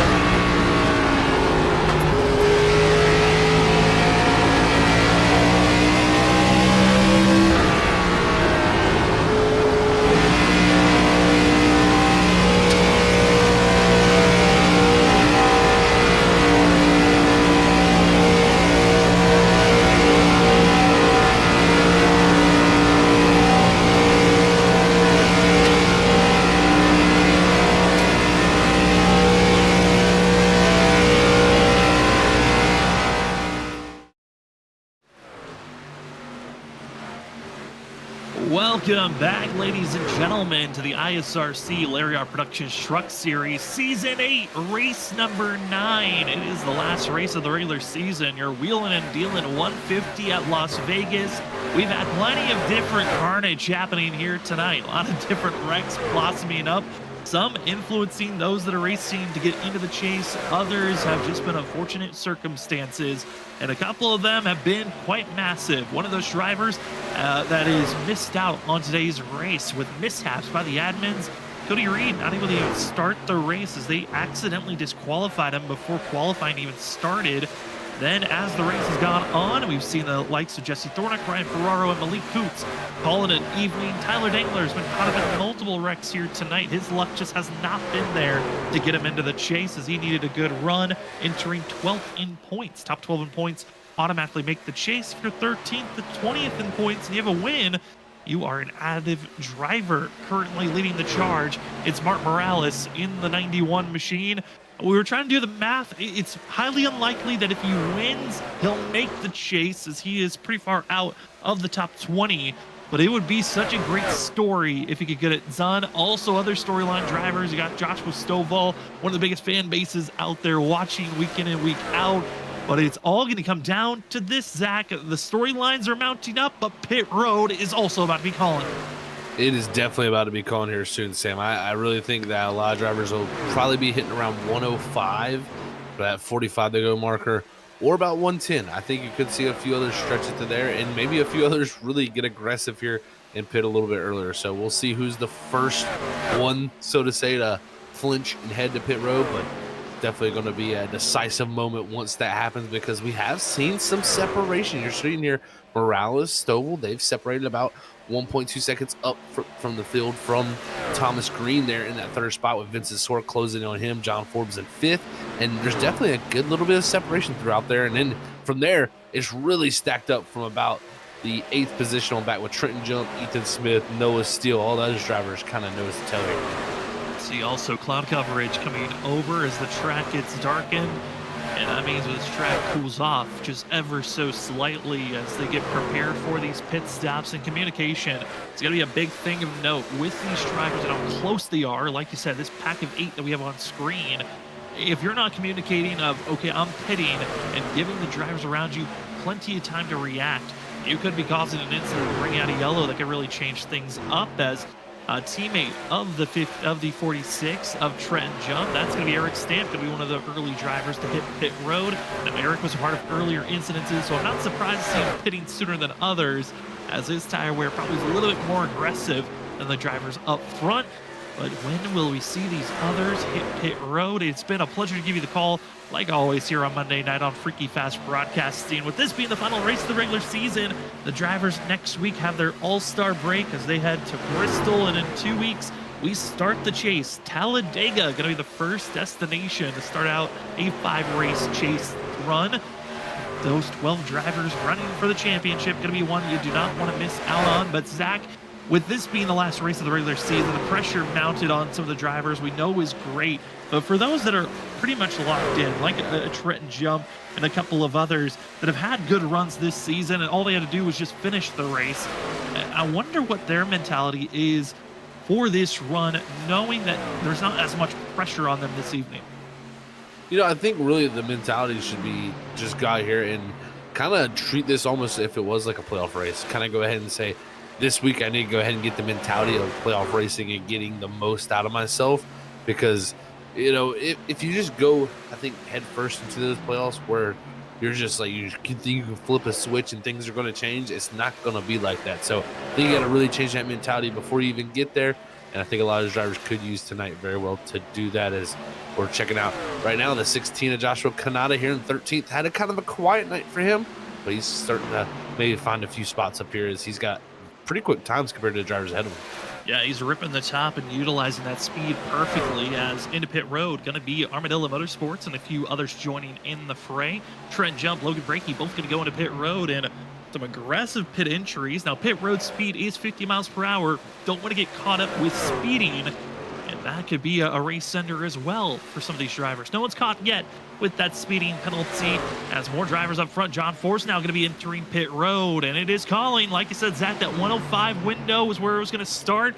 And as they slowly trickle in, drivers up front, Morales, Stovall, that could be a cue with Forbes coming into pit road that they might need to come in the next 2 to 3 laps. They can't wait too long. You really don't want to have the likes of John Forbes right on your back bumper with only 3 to 4 laps difference. He will make up that difference just with his driving abilities. Actually, while this is all going on, they're pitting here. Joshua Stovall up front, he's going for the lead on Martin Morales. They're side by side off of 2 now for the lead. As they're battling for the lead, Thomas Green, black flag. He's got a 40-second hold before he can take off and go. That is going to be a tough pill for the 3 that was running third and was looking to be the most promising driver to go after our leaders that are battling currently side by side. Stovall, Morales at this current moment, as it's Morales across the line. He leads that lap, but Stovall, he wants that top position, as we were having a little bit of cameras freak out there, but it's Stovall running well on the inside. He'll take that lead spot.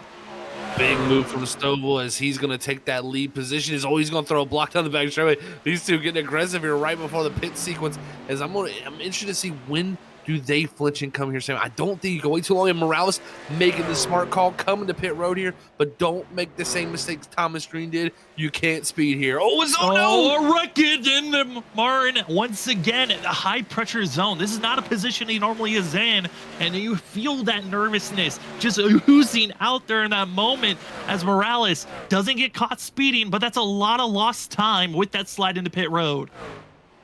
Man, oh man, what a scary moment for him as he narrowly navigates his way to his box. But we'll see his Stovall come down this time. I don't think you can wait too long, and he's going to bring it to pit road. The 42 of Joshua Stovall here looks like he's going to get one up, but everybody, you can see the rear end's very much, almost wheel hopping as you're getting it slowed down, going through those gears and trying to get that truck woed up. As drivers that have already pitted currently, that would be Danny Cochran that would take the lead, but for how long? Because John Forbes is on his back bumper. Martin Morales, who just got his service done, he is falling quickly down the leaderboard. With how long he stayed out, with how long Stovall stayed out, they're going to be about 4 to 5 seconds off of those top drivers that have already pitted. This is a massive loss of time, and they got to hope that for these final 40 laps, this race either gets a quick caution or they've got the tires to run down those that have already pitted. This is going to get very, very interesting very quickly. So right here, we ride on board with our leader, Nick Crawford. He is yet to come to pit road. Saint Fernando still here, but I'm interested to see. I don't think you can go too much longer here if you're Crawford. I mean, you're just losing so much valuable time, I think, to the others that you are around. But he's going to continue on around here. And Mira Crawford also, I think this might even be his last set of pit tires here, Sam, right? Yeah, this should be, and that's why he was staying out as long as he could, and he was over the radio on the backtrack saying he was going to go into pit road. That's why those other drivers shifted to the outside, but trouble for drivers further on behind. That's going to be Joshua Kanata, ball slipping and sliding, but that's the aggressiveness that some of these drivers are trying to push into pit road. You can lose a lot of time, you can gain a lot of time with drivers trying to get into pit road. Definitely can lose a lot of time for sure. It is a place that can be make or break, and we'll see here now. Noah's still coming down. It's been disaster for a lot, and again, a little bit loose in the rear end, but good job for Noah there, getting it woed up right before. Oh no, black flag for Noah. He sped. All of that slipping and sliding, and it was for nothing. Throw it away for Noah's steal, as he was one of those drivers that, had a little bit more of a comfortable zone. He had an 18-point advantage over the likes of Samuel Garcia and a 19-point advantage over Ollie Fonseca. This black flag could change things here for that 8 machine if he continues to lose more time and gets caught with any more penalties. This could, that could be a huge implication for sure. We'll have to see how that all shakes out, but Michael Miller still yet to pit. Once it all cycles through, it looks like John Forbes will be our leader when it is all said and finished, as Vincent Sora, I think, will be closing in up there from, actually, it'll be Danny Cochran in second, then Vincent Sora in third. So it'd be those three that's from the CRS team leading the way. But Miller, I think, we'll see how long he waits to decide here. I think he might just be more or less banking on a yellow here, going to stretch it as far as he can. And an update on Joshua Stovall, Martin Morales, they pitted again for 4 laps ago for Stovall, 5 laps ago for Morales. Stovall has already gotten by the 91 machine with all the slipping and sliding, lost too much ground. It's the 42 that is going to be trying to chase down John Forbes. That gap, a little bit over 7.5 seconds is the difference between those drivers. We'll see if Stovall can catch up to John Forbes, or is the mountain too large and did he wait too long to make the pit stop? It was a 5-lap difference. Each lap was about 1.5 to 2 seconds you were losing, and it's shown now on track. This is a massive amount, a huge mountain to climb for Stovall here. That was exactly what I was worried about. A big slide there for Stovall. He's putting it on the line here right now. Is a 31.026 last time for him. It was a 31.141 from our leader. So I'm literally only a 1/10 of a second difference, and that wouldn't get it done to the end of the race if Stovall was that much faster. So, and the tires usually tend to equal out even more. So we'll see how this works out staying out that longer, but I do think it was a little bit of a detriment to stay out longer and give up track position to a few of these other trucks. And again, it's maybe one of those scenarios where you might be banking on a late caution. And late cautions have happened here in the past. We've had to go to overtime multiple times in the past. But in those overtime attempts, when we see those crazy finishes, 2-3 wide to the line, drivers being taken out on the entry of turn 3, and if we see a late caution, it really could change things up, as we've got ourselves currently with Michael Miller still staying out on track. Surprising to see that he's still out there. He is slowly being caught by John Forbes. We do not believe Miller can make it to the end of this race on fuel, but once Miller pits, should be leaving us with about 20 drivers on the lead lap. Noah Steele currently is in 21st position. Looking at some of those drivers that are outside looking in on where they run. Danny Cochran could try to spill a little bit of a change here on points, but he's too far back. Noah Steele should be all right on making the chase, even with that mistake he had. He's definitely, I think, going to be lucky to have the gap that he did, Sam. I mean, that mistake could have really hurt him a lot worse if I think a few others, didn't have their troubles, but definitely, I think, going to just barely have enough. We'll have to see how it all shakes out, but Danny Cochran going to need most likely a win for himself if he wants to move on. So, and that's I don't think in the reaches with how much older his tires are than the group ahead of him is. Right now, John Forbes only 6.5 seconds now behind Michael Miller. Is actually 3 wide back around Nick Crawford. 10th place position is he's going to be getting past a few. As I think it's Fonseca, the 24 back there. There's a lot of drivers in that mix. Yeah, a lot of drivers trying to make their push forward. Ollie Fonseca, his goal is to try to be a couple of positions up on Tyler Dangler. Dangler, who was in 26th. All that the 24 has to do, just make sure that he finishes at least 5 positions ahead of Dingler, and he will be making it into the chase. And currently where he runs, this is a great spot for Ollie Fonseca, as all his other competition drivers have had mistakes happen here tonight. As Michael Miller, with his service, now awards the lead to John Forbes. It's going to be Vincent Sora, and it's the 2 teammates that have been aggressively patient. Crazy to say. I know that's not really a phrasing that you would say, but the 11 and the 15, they are now in line with one another, and they look primed to be the victors here this evening, unless there's a giant shakeup that happens later on. It's going to be tough to catch those two, especially with them kind of working almost together. It's going to be like, because of how far they are out. So it's going to be tough to catch the two up there, but Logan Brakey right now looks like he'll be getting passed by the 91 of Martin Morales. This is the position for 6, and Martin, if anything, tonight could come out of here with an excellent finish. I think a top 5 is very doable for this 91 team, and he could be, I think that would be an excellent night for him.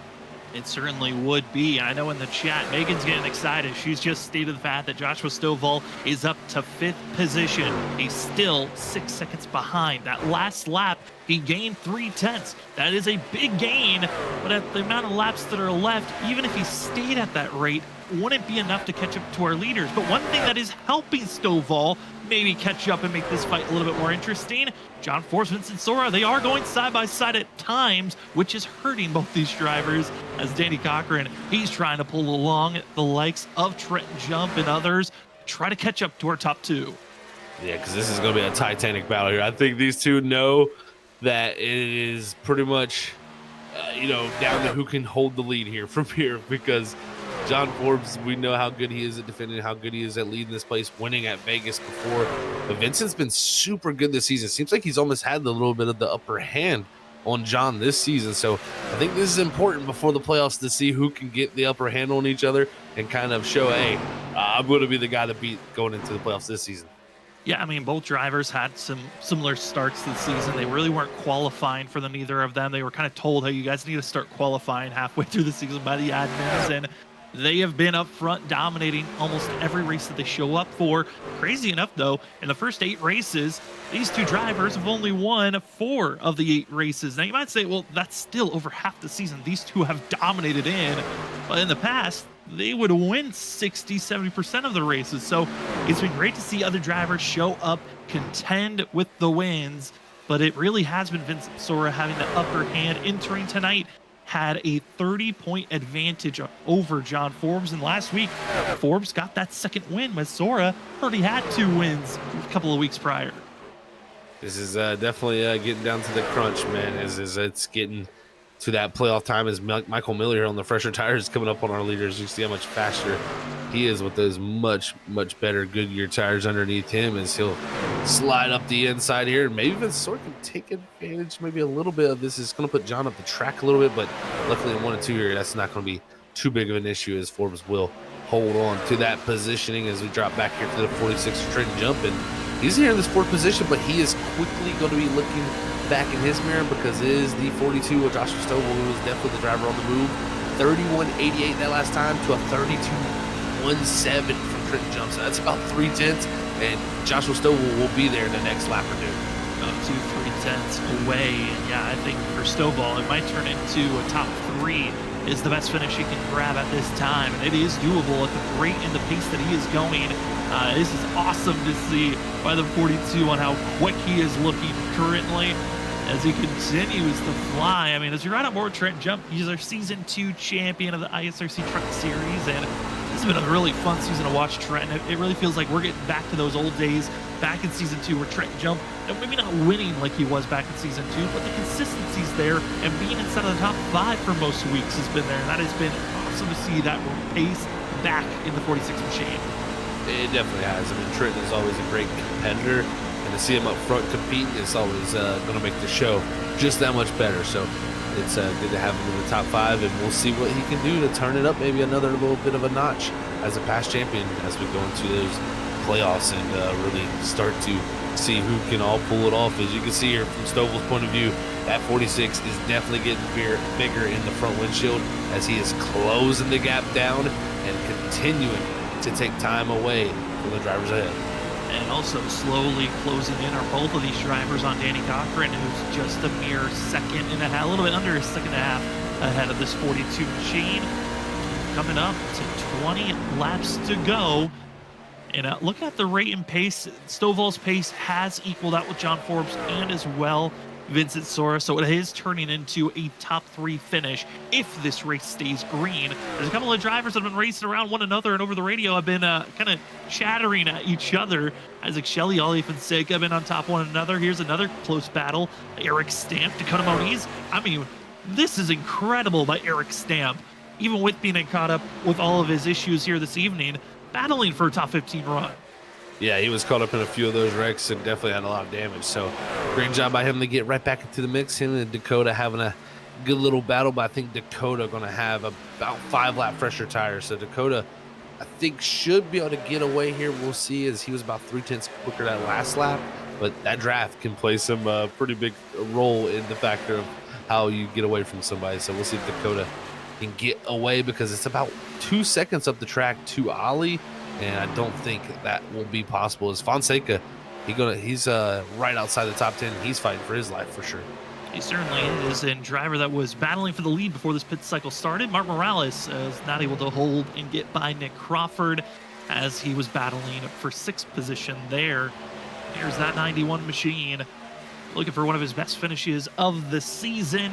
Trying to go for a top 10 run, and if you can find the pace, maybe try to run down for a top 5 finish here tonight. If he can find that inking speed to catch up to Trent Jump, or shockingly find the speed to catch and run down Joshua Stovall once again. This has been a pleasure to give you the call here on Freaking Fast Broadcasting. You are watching the ISRC Lariat Productions Truck Series. As it is the Wheelin and Dealin 150 at Las Vegas, the last race of the regular season.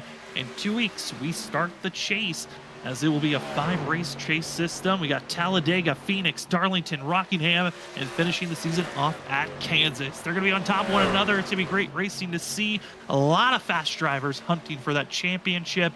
The primary two to watch out for are the top two on track, the teammates in line. John Force, Vincent Sora on the ticker, on the time, on the gap. Zach, they are on top of one another, but it looks like they're kind of in cruise control until we get to these final 10 to 5 laps.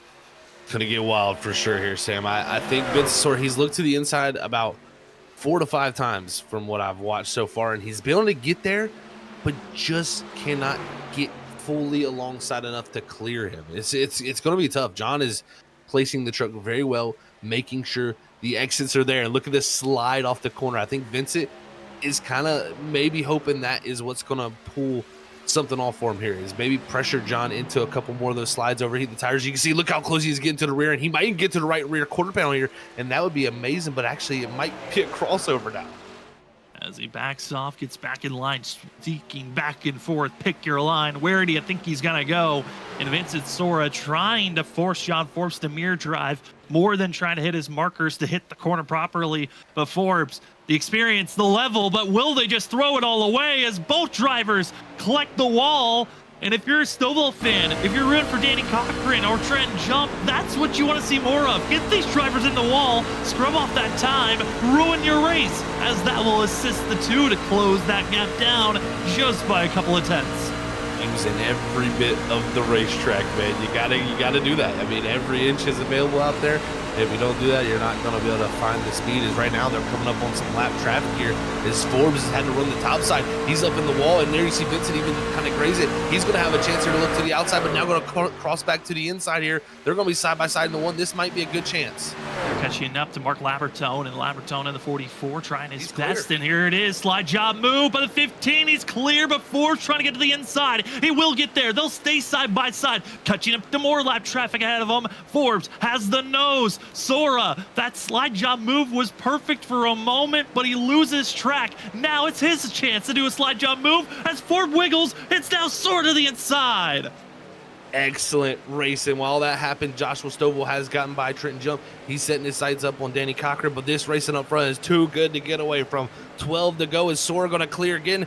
Down here in 1 and 2, he will, but look for the crossover once again from the 11, but the 15 has to be better this time of holding back the 11. He does stop that momentum with the bump to the rear end. Big wiggle, and I think for both drivers, they want to finish 1-2, but they want to give us a show as well. Small little tap into the center of the corner, trying to loosen up that rear end to give a better exit for the 11. Not able to get that looseness just yet. They'll utilize the draft for John Forbes. Vincent Sora now hits his turn to mirror drive and see where will the 11 go. It's his chance for the slide job move, but he did not send it as far as the 15 did. Vinny, better position off the exit. He'll defend for himself this lap around. But what will next lap look like as the sun raises, the track's getting a little bit hotter? It's time for the action as well to ramp up as we're closing in on 10 laps to go. Will it be Vincent Sora? Could it be John Forbes? Or will they both throw it away and give a chance for someone else to steal the show here tonight? Wow, man, this fight is so great. The sun's telling the clouds to get out of the way. It wants to watch all this go down. As right now, Vincent Sora has the positioning on the outside to hold him back. Forbes, though, this time not able to fully stay alongside. Sora going to have about a truck gap now as they go off into 3. As next time by, it will be 9 mere laps to go. Can Forbes formulate some way to get around him? It seems like the draft has been the key. The driver in second has had the ability to get to the inside or the outside whenever.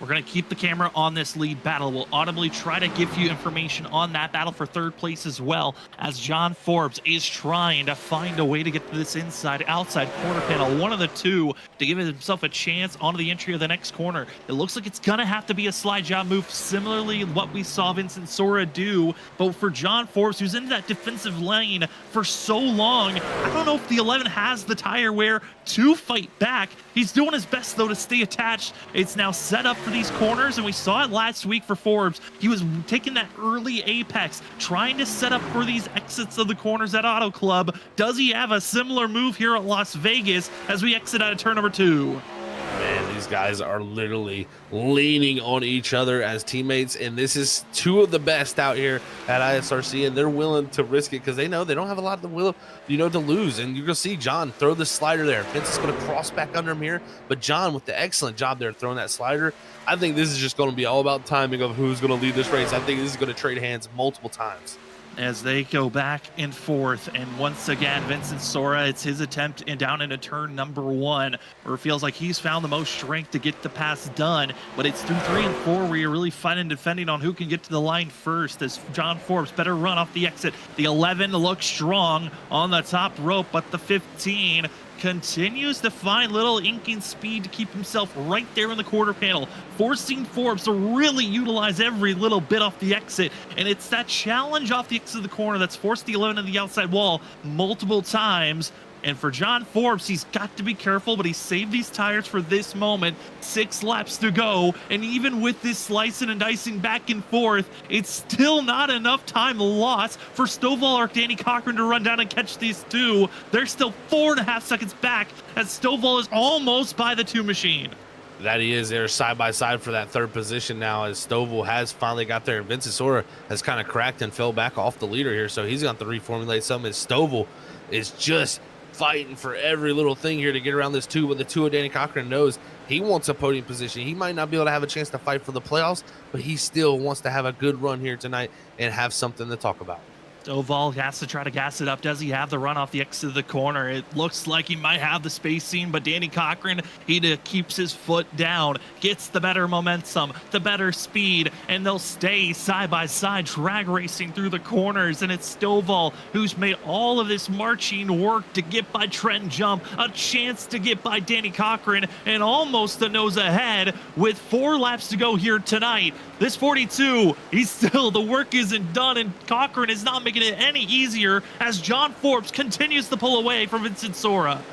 Forbes, opening that gap up front. He looks like he has solidified that for a little bit, as again, Cochran not allowing this 42 to clear. It just shows you how much the tires even out. There is a huge difference in these tires between these two. It's 6 laps difference. So it is a giant amount of difference, but this late in the run, it doesn't matter.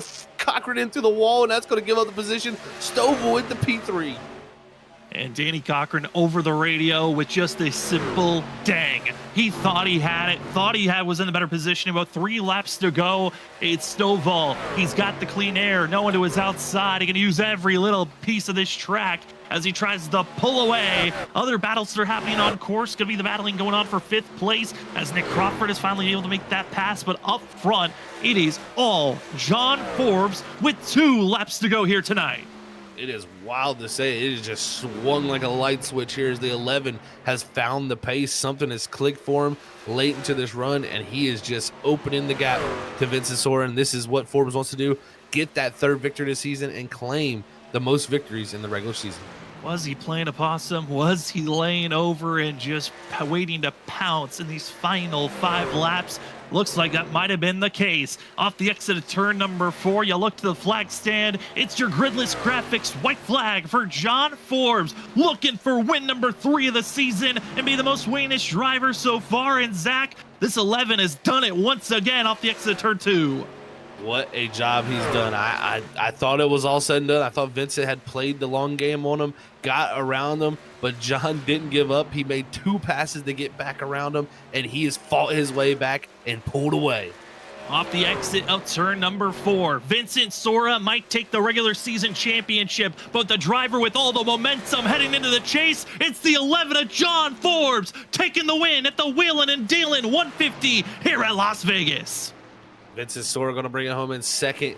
Joshua Stovall with an awesome podium to move himself into those playoffs. Cochran's going to bring it home in 4th. Crawford rounding out the top 5. And Martin Morales going to bring it home in 7th, almost getting Trenton Jump there late in the few moments for 6th.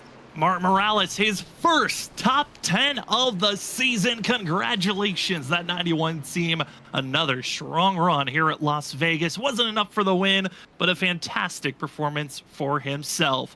John Forbes getting all the congratulational bumps from everybody. And for Forbes, another season goes by of utter dominance here at Las Vegas as he wins once again, and this will be 2 in a row as he won here last season. John Forbes burns it down. Enjoy this one, as he is going to be celebrating with 3 wins in the regular season, the most wins of anyone so far. We'll see how well he can carry this momentum into the chase. But for us here tonight, we will step away. When we come back, it's the post-race show. We'll talk to John Forbes, Vincent Sora, Joshua Stovall, and a Spotlight driver right after this. We'll be back in just a few moments.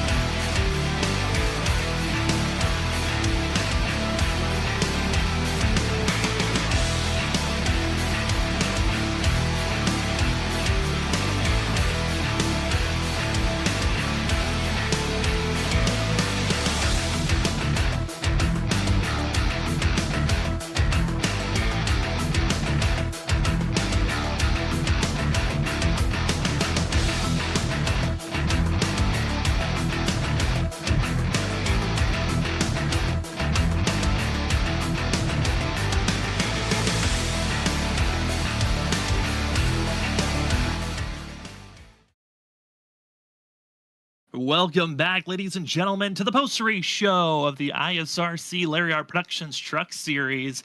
Season 8, Race 9 of the regular season has concluded.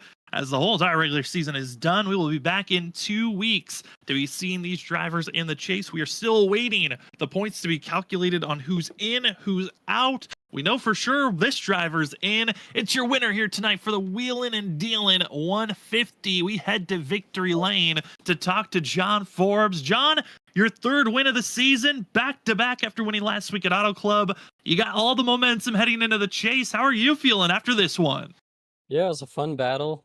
Vegas is always you expect it to be a draft fest, and I guess it kind of was that tonight, but at the same time, it was just so tight that it was all about right front saving. And I hadn't had clean air up until the last run, so when I got to the lead, I didn't really know what to expect. I knew Vinny was probably going to get there because he pit a lap later, and once he got my draft and got there, I really didn't know what was going to happen. I felt like I had a good chance at blocking it. But I think the 44 came off pit road right in front of us, and ran the preferred lane, unfortunately. So I had to go up to the top, and there was just no grip up there, lost the lead. And from there, my truck was actually driving a little bit loose. I don't know if it was the damage I had on the right front or if it was a little bit just from the clean air. But I had a lot more maneuverability than Vinny did once he got past me. So I knew it was going to be a close battle, and it was a lot of fun for a few laps. But then Vinny's right front just fell off, and yeah, we were able to just cruise to the win there. So it was pretty fun. Good night. Yeah, John, like you said, you were taking us through the battle there. When he got that lead, were you concerned that like it was going to be a tough time getting back around him just because of how much the right front was there going to fall off?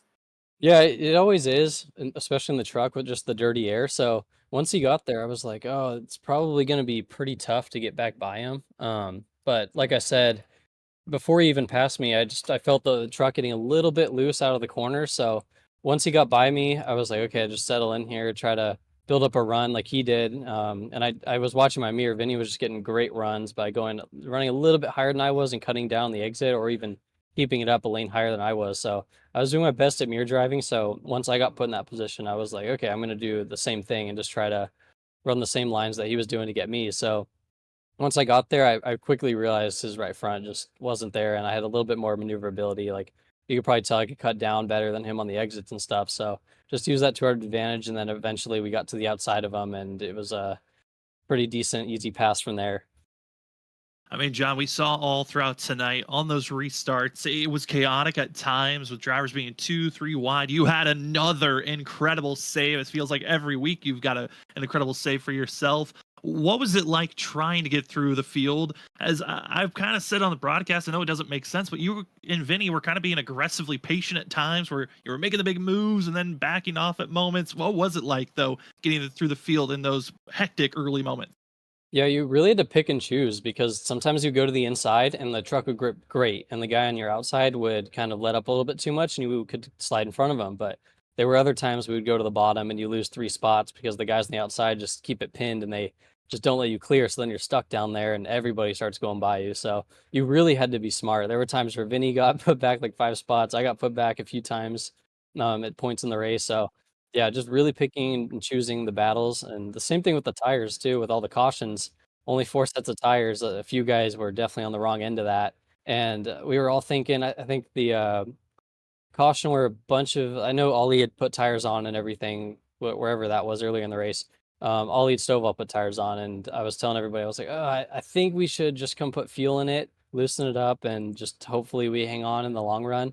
But I was also pretty confident we were going to get a lap or a caution after about 10, 15 laps. So, and that's exactly what happened. We went on the racetrack and I dropped back a bunch of spots, but by the time the caution came out, we were starting to reel a few in, but Ollie and Stovall were just gone. So getting that caution was great for us because then it put them on the back foot, and they only had a couple sets left where we now had the same amount of tires, but we had 15 laps less tire or laps on the tires. So that was another big point in our race that really helped us out for the team. It was super awesome to get that championship. I believe Vinny easily secured the regular season. So just pretty cool to have all the success and stuff with the team overall. Well, we cannot wait to see how you perform in the chase in 2 weeks, John, as you're trying to go for that four-peat. But for tonight, congratulations on getting your third win this season. Enjoy it. And before we let you go, the floor is now yours for any other shout-outs. Yeah, just gotta thank the whole team. It was just awesome with the amount of success we had this weekend or this season. It's a lot of fun coming out and just hang out with the guys in the VC and just having a good time overall. It sucks for Jared tonight, got caught up in that wreck, but he had a standout season as well so far. So I'm excited to see what he can do in the chase. Yeah, just gotta thank you guys for putting on the broadcast. Nexus Esports, Gridless Graphics. Go hit up my brother. He was a trooper tonight. Having a tough time here with the tight racetrack. So go hit him up for a scheme. Yeah, just have a great night, guys. Well, that'll be your winner here tonight for the Wheelin and Dealin 150 at Las Vegas. It's the 11 of John Forbes in his third win this season. Congratulations, John, on this victory, and good luck in the chase in 2 weeks. Thank you, guys. As we move from victory lane, we go down to second place to his teammate of Vincent Sora, who gave us such a great show there late. We've got the 15 with us. Vinny, it's Sam and Zach up in the booth. Congratulations on second. And how are you feeling after this performance? Because from our point of view, it was probably a good win on the fact that you guys survived the evening. But I know you wanted the victory. Yeah, man, I definitely wanted the win tonight. But I think I fought as hard as I could have against one of the best guys out there. So I know I did everything I could have. I just ran out of right front there, being in his dirty air for so long and having to make up so much time on the green flag pit stop because he undercut me, and it's so massive because the tire fall off is so extreme here. And I didn't have a bad stop, and he still gapped me by like 1.8 seconds, and I just had to push and push and push. And then once I finally got there, I just had to kind of hawk him for about 20 laps because I knew if I made a move too early, then I would just screw myself for the entire rest of the race, and I'd never have a chance at it. So, yeah, I got one opportunity, and I got around him, and I thought that was kind of going to be the nail in the coffin, but by the time I got to the clean air, it was already too late for my right front, and I had just overheated it. Trying to work John over there, and he was able to get back under me, and I just couldn't defend anymore. So, shout out to him. He's done a great job. All regular season. I think he just had a couple bad weeks that hurt him from fighting me for the regular season title, but I'm sure he's going to be there in the playoffs. Definitely was a titanic battle there, Vinny. Congrats on putting a show for us there and pulling off second, man. But I want to go back to that battle, so to say, because it really was just super close between you guys. Do you think it played any factor tonight where that was really like the first time we got a uninterrupted like long run, and it really got to see how much the right front really was going to fall off? Yeah, for sure. I think definitely the like early on only 20 lap runs that we were getting kind of hurt us there because we didn't really have much information to go off of. I really struggle on the mile and a halfs when it gets tight. I just don't really know how to manage my right front that well. And last week I just kind of didn't get it until the very last run, and then it was too late. And then I did the same thing tonight. Where I was kind of asking the guys like what they were doing and trying to figure out what my truck needed, and I finally got it there on the last run, I think, for the most part. But yeah, just something to learn. I was really, really fast at Chicagoland when it got super loose. So now I just kind of need to figure out what the truck needs when it's more heavy on the right front. I mean, Vinny, I know you're hunting for that championship. You're wanting to get that one for yourself. But what can you say? I know we're still waiting for official confirmation on it, but you had such a large regular season point lead entering tonight. How do you feel about your regular season setting up into this chase for yourself? Yeah, I mean, I feel really good about it. I'm really proud of what I've done. I've just been kind of in a different mindset this entire season. I've been just really focused on going out and getting the results that I know I deserve because last season I think I just got in my own head way too much trying to focus on only going out there and beating John that I just kind of really lost any confidence that I had. And this season I went into it just kind of more hoping to have fun and maybe not put as much pressure on myself. And I've done just that, and the results have gotten better. So I think I just need to keep doing the same thing, and hopefully I'll get another title. Well, we cannot wait to see how you perform in the chase, Vinny. Before we let you go, the floor is now yours for any other shout-outs. Yeah, definitely John for racing really hard and clean there, as we always do. It was a lot of fun. I'm sure we're going to keep it up into the playoffs. Shout out to all the guys in the league that make this possible. We still have really good car counts going into the last 5 or 6 races here, so that's really fun to see. Shout out to the guys on Cochran Store Forbes Racing because I believe we won the the team championship here. So yeah, that's really cool. And you guys for broadcasting. Well, thank you for giving us such a great show to call. That's going to be your second place finisher, and we presume unofficially your regular season champion of Vincent Sora as he hunts for that season 8 trophy. Vinny, congratulations on second, and good luck in 2 weeks when the chase starts. Thank you guys. Have a good one. You too, as we move from second place to third place to the driver that I know the fans were enjoying watching their march through. We'll talk to that 42 UPS Brown Crew machine. It's Joshua Stovall. And Josh, I mean, what a charge for yourself here tonight at Moments, fighting for the win. Ultimately, you take third here this evening. How are you feeling after your performance here tonight? We feel good. Feel like we should have probably pit whenever Forbes and Vincent pit, and I feel like we would have put ourselves in a better position. Praying for no caution there at the end because we were completely out of tires. But all in all, the strategy ended up working out pretty well for us. Came into this season just wanting to secure a spot in the playoffs and in the chase, and that's what we did tonight. So Looking forward to that, and we're happy with the third place finish for sure. Definitely got to be happy with that. Congrats on securing the playoff position, Joshua. Going back to that final pit stop, like you said, maybe you should have pitted a little bit earlier.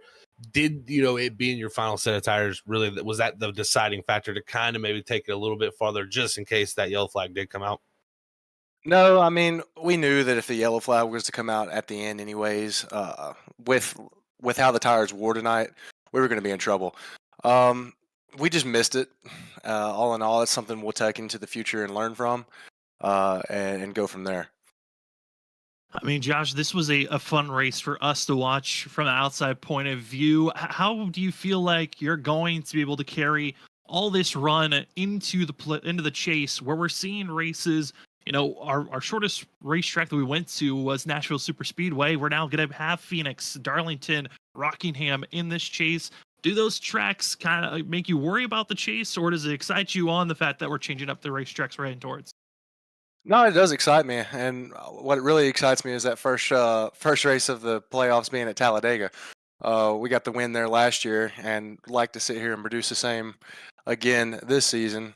But no, I'm a big fan of Phoenix, Darlington, and Rockingham. Those are some tricky tracks to get around, but Rockingham's fun, and we really look forward to Darlington. So yeah, I'm looking forward to it. I think we can carry this momentum in there. We've learned a lot through this season. I feel like we are kind of getting better. We have a good momentum going into it. So I'm happy with where we're at right now. Well, Josh, it was awesome to watch here tonight. Before we let you go, though, the floor is now yours for any other shout outs. Yeah, just shout out to everybody that watched tonight. Shout out to the wife for sticking it in this and letting me do this. She has to leave, and she's always gone. So I appreciate her giving me the time on Monday nights away from each other to sit here and do this. Shout out to Ryan Quick. He's the one that kind of made that call. I feel like I would have kind of been in Ollie's boat if I would have stayed out on those old tires, but he went ahead and told me to come pit. And yeah, shout out to you guys for putting this on, and then just clean racing. Or everyone around me that I raced tonight raced pretty clean. So shout out to those guys.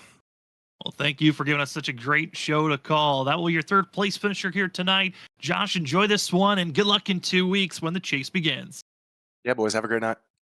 As we move now to our driver in 7th place, we talked to Martin Morales, who, looking all the way back in the stats, crazy enough to say it, last time Martin got a top 10 finish was back in season 5 at Homestead. Well, we're in season 8 at a track that we've seen success before. Martin, you have gotten yourself your first top 10 of the season, 7th at Las Vegas. How are you feeling after your performance here this evening? Man, this feels incredible. Like you said, it's been a while since I've been up here in the top 10, but the chips fell my way this race for once, and I'm glad I could really take advantage of it because, yeah, I'm in right in the 20s, just having some bad luck, strategy's not going my way. So for one to finally kind of hit, it feels really good. Definitely a great run for you tonight, Martin. Congrats on that, man. Going up there, leading some laps tonight. Sam even brought it up. You've had past success here in the past at Las Vegas. What do you think it is about this racetrack that has really, been able to let you do this? Yeah, I don't know why it's always Vegas. Because the other mountain halves, I struggle to keep the right front on the thing. I always, when I do have some speed, I'll cook that right front and just lose that speed quickly in the long run.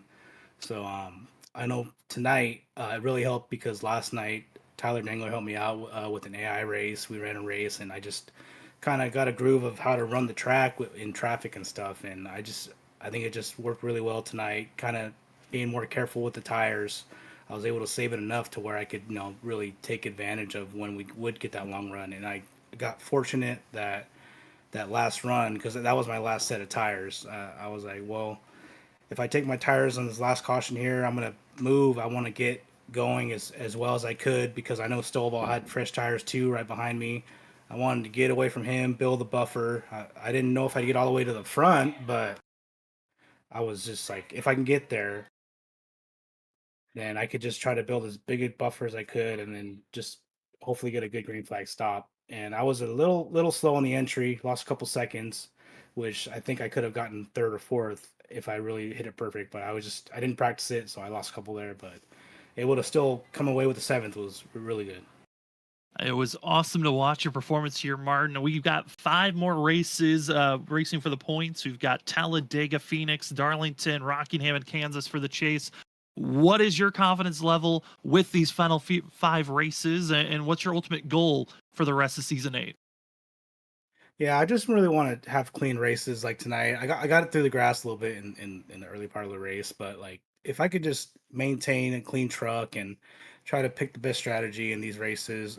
I know Talladega is gonna be a wild card, but the rest of the races, if I could just keep the truck underneath me, not make any dumb mistakes or anything, keep the truck clean, I think I can put myself in hopefully a good position, especially if I put in some practice.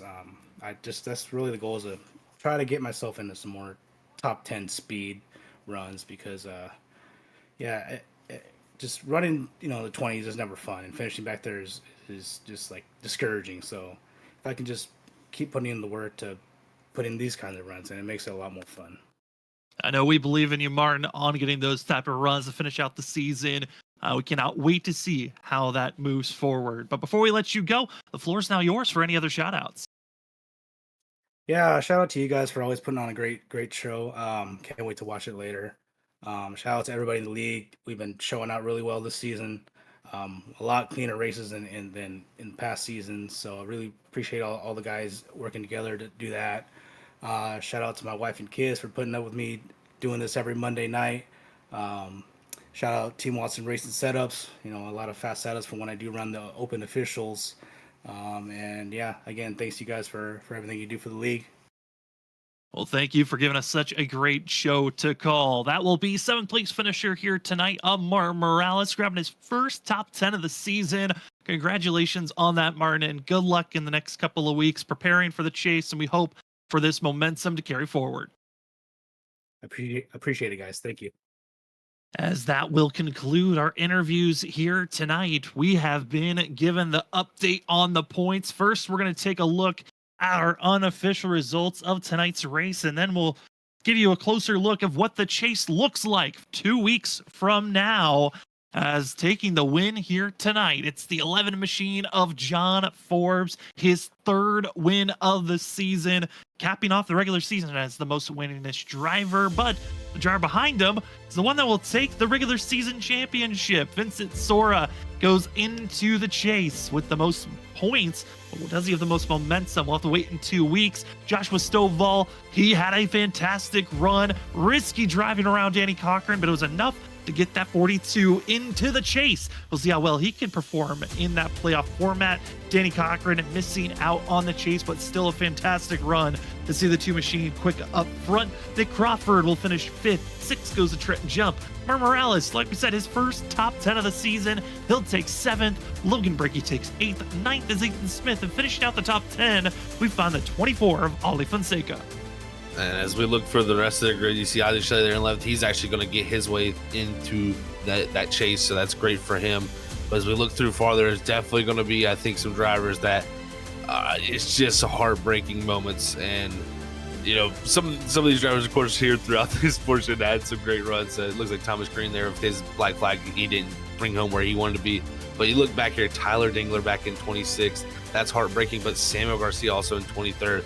Those two had just heartbreaking nights. Garcia on a technical end and Dingler in getting caught up in a wreck. So it's just unfortunate. And then even Cody Reed, you got to say it's a heartbreaking night for him even too, because he just never even got to start the race to have an opportunity. So it's just heartbreaking scenarios for a few, and definitely thrilling for others. It certainly is thrilling for others. Like we said, Vincent Sora now is officially your regular season champion. 21 points over John Forbes. Forbes will be racing on that chase, continuing on for the chance for a 4-peat. He's won the last 3. Can he grab that 4th championship? We'll find out, as that chase will start in 2 weeks. Joining those 2, Thomas Green takes 3rd in points. Nick Crawford 4th. Jared Talmadge 5th in points, with Trent Jump 6th. Joshua Kanata will be now running for a chance for a championship. Alan Elwood, who took a provisional here tonight as he missed this evening's race, he also makes the chase, 8th in points. Tied with him, Joshua Stovall, who finishes 3rd. He's running for the chase. Then sneaking his way in with those mistakes. Noah Steele's in the chase. Isaac Shelley makes it through even with his start with an EOL. And then the final driver to make it in, unfortunately, with Tyler Dangler, too much damage, too many wrecks. He's out. Ollie Fonseca, what a rebound for himself. He makes the chase with his horrendously terrible start. Zach, what a rebound by the 24. He takes that final spot of the chase.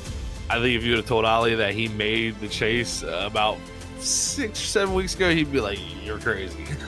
He's like, there's no way. So yeah, he's been on an excellent run. And even Danny Cochran tonight, he got super close with his great run. He was only 2 points away from Ollie right there. So, and then of course Samuel Garcia, unfortunately, he's going to be 14th, and Tyler Dangler 15th with their tough nights. So it is great for Fonseca and tough for the others.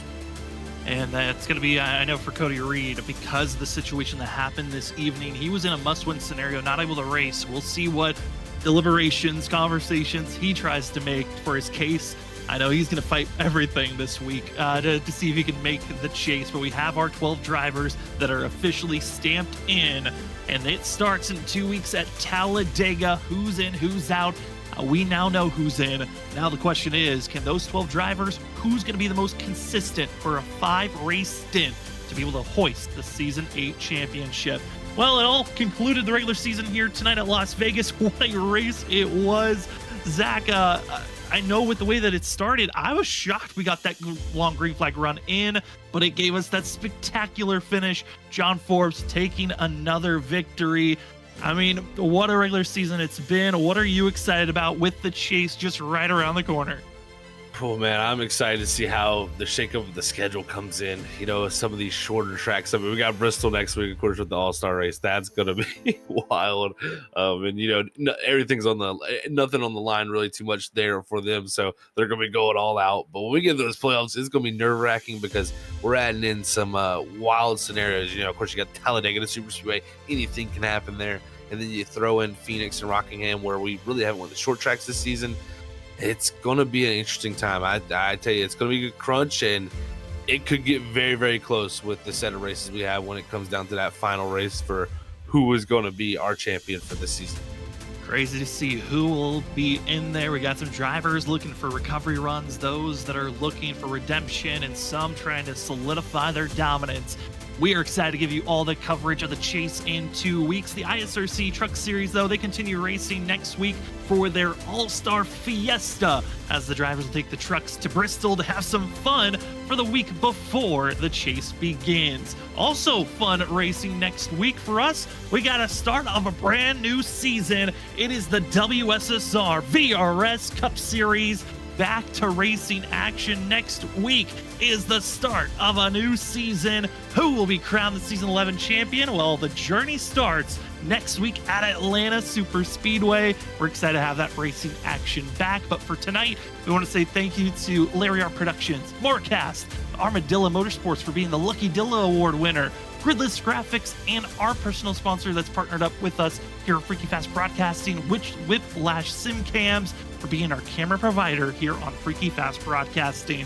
It's been a fun journey to give you for this shortened regular season of the ISRC Larry Art Productions Truck Series. Can't believe it's over. It's time now for the true challenge. Who's prepared for the chase? We will see you then, but for this evening, for myself, Sam Dyer, for Zach Hall, for Robert Moyer Jr., and everyone else that helps out here at Freaky Fast Broadcasting, thank you for joining with us on your Monday night. We will see you on our next Freaky Fast Broadcasting event next week.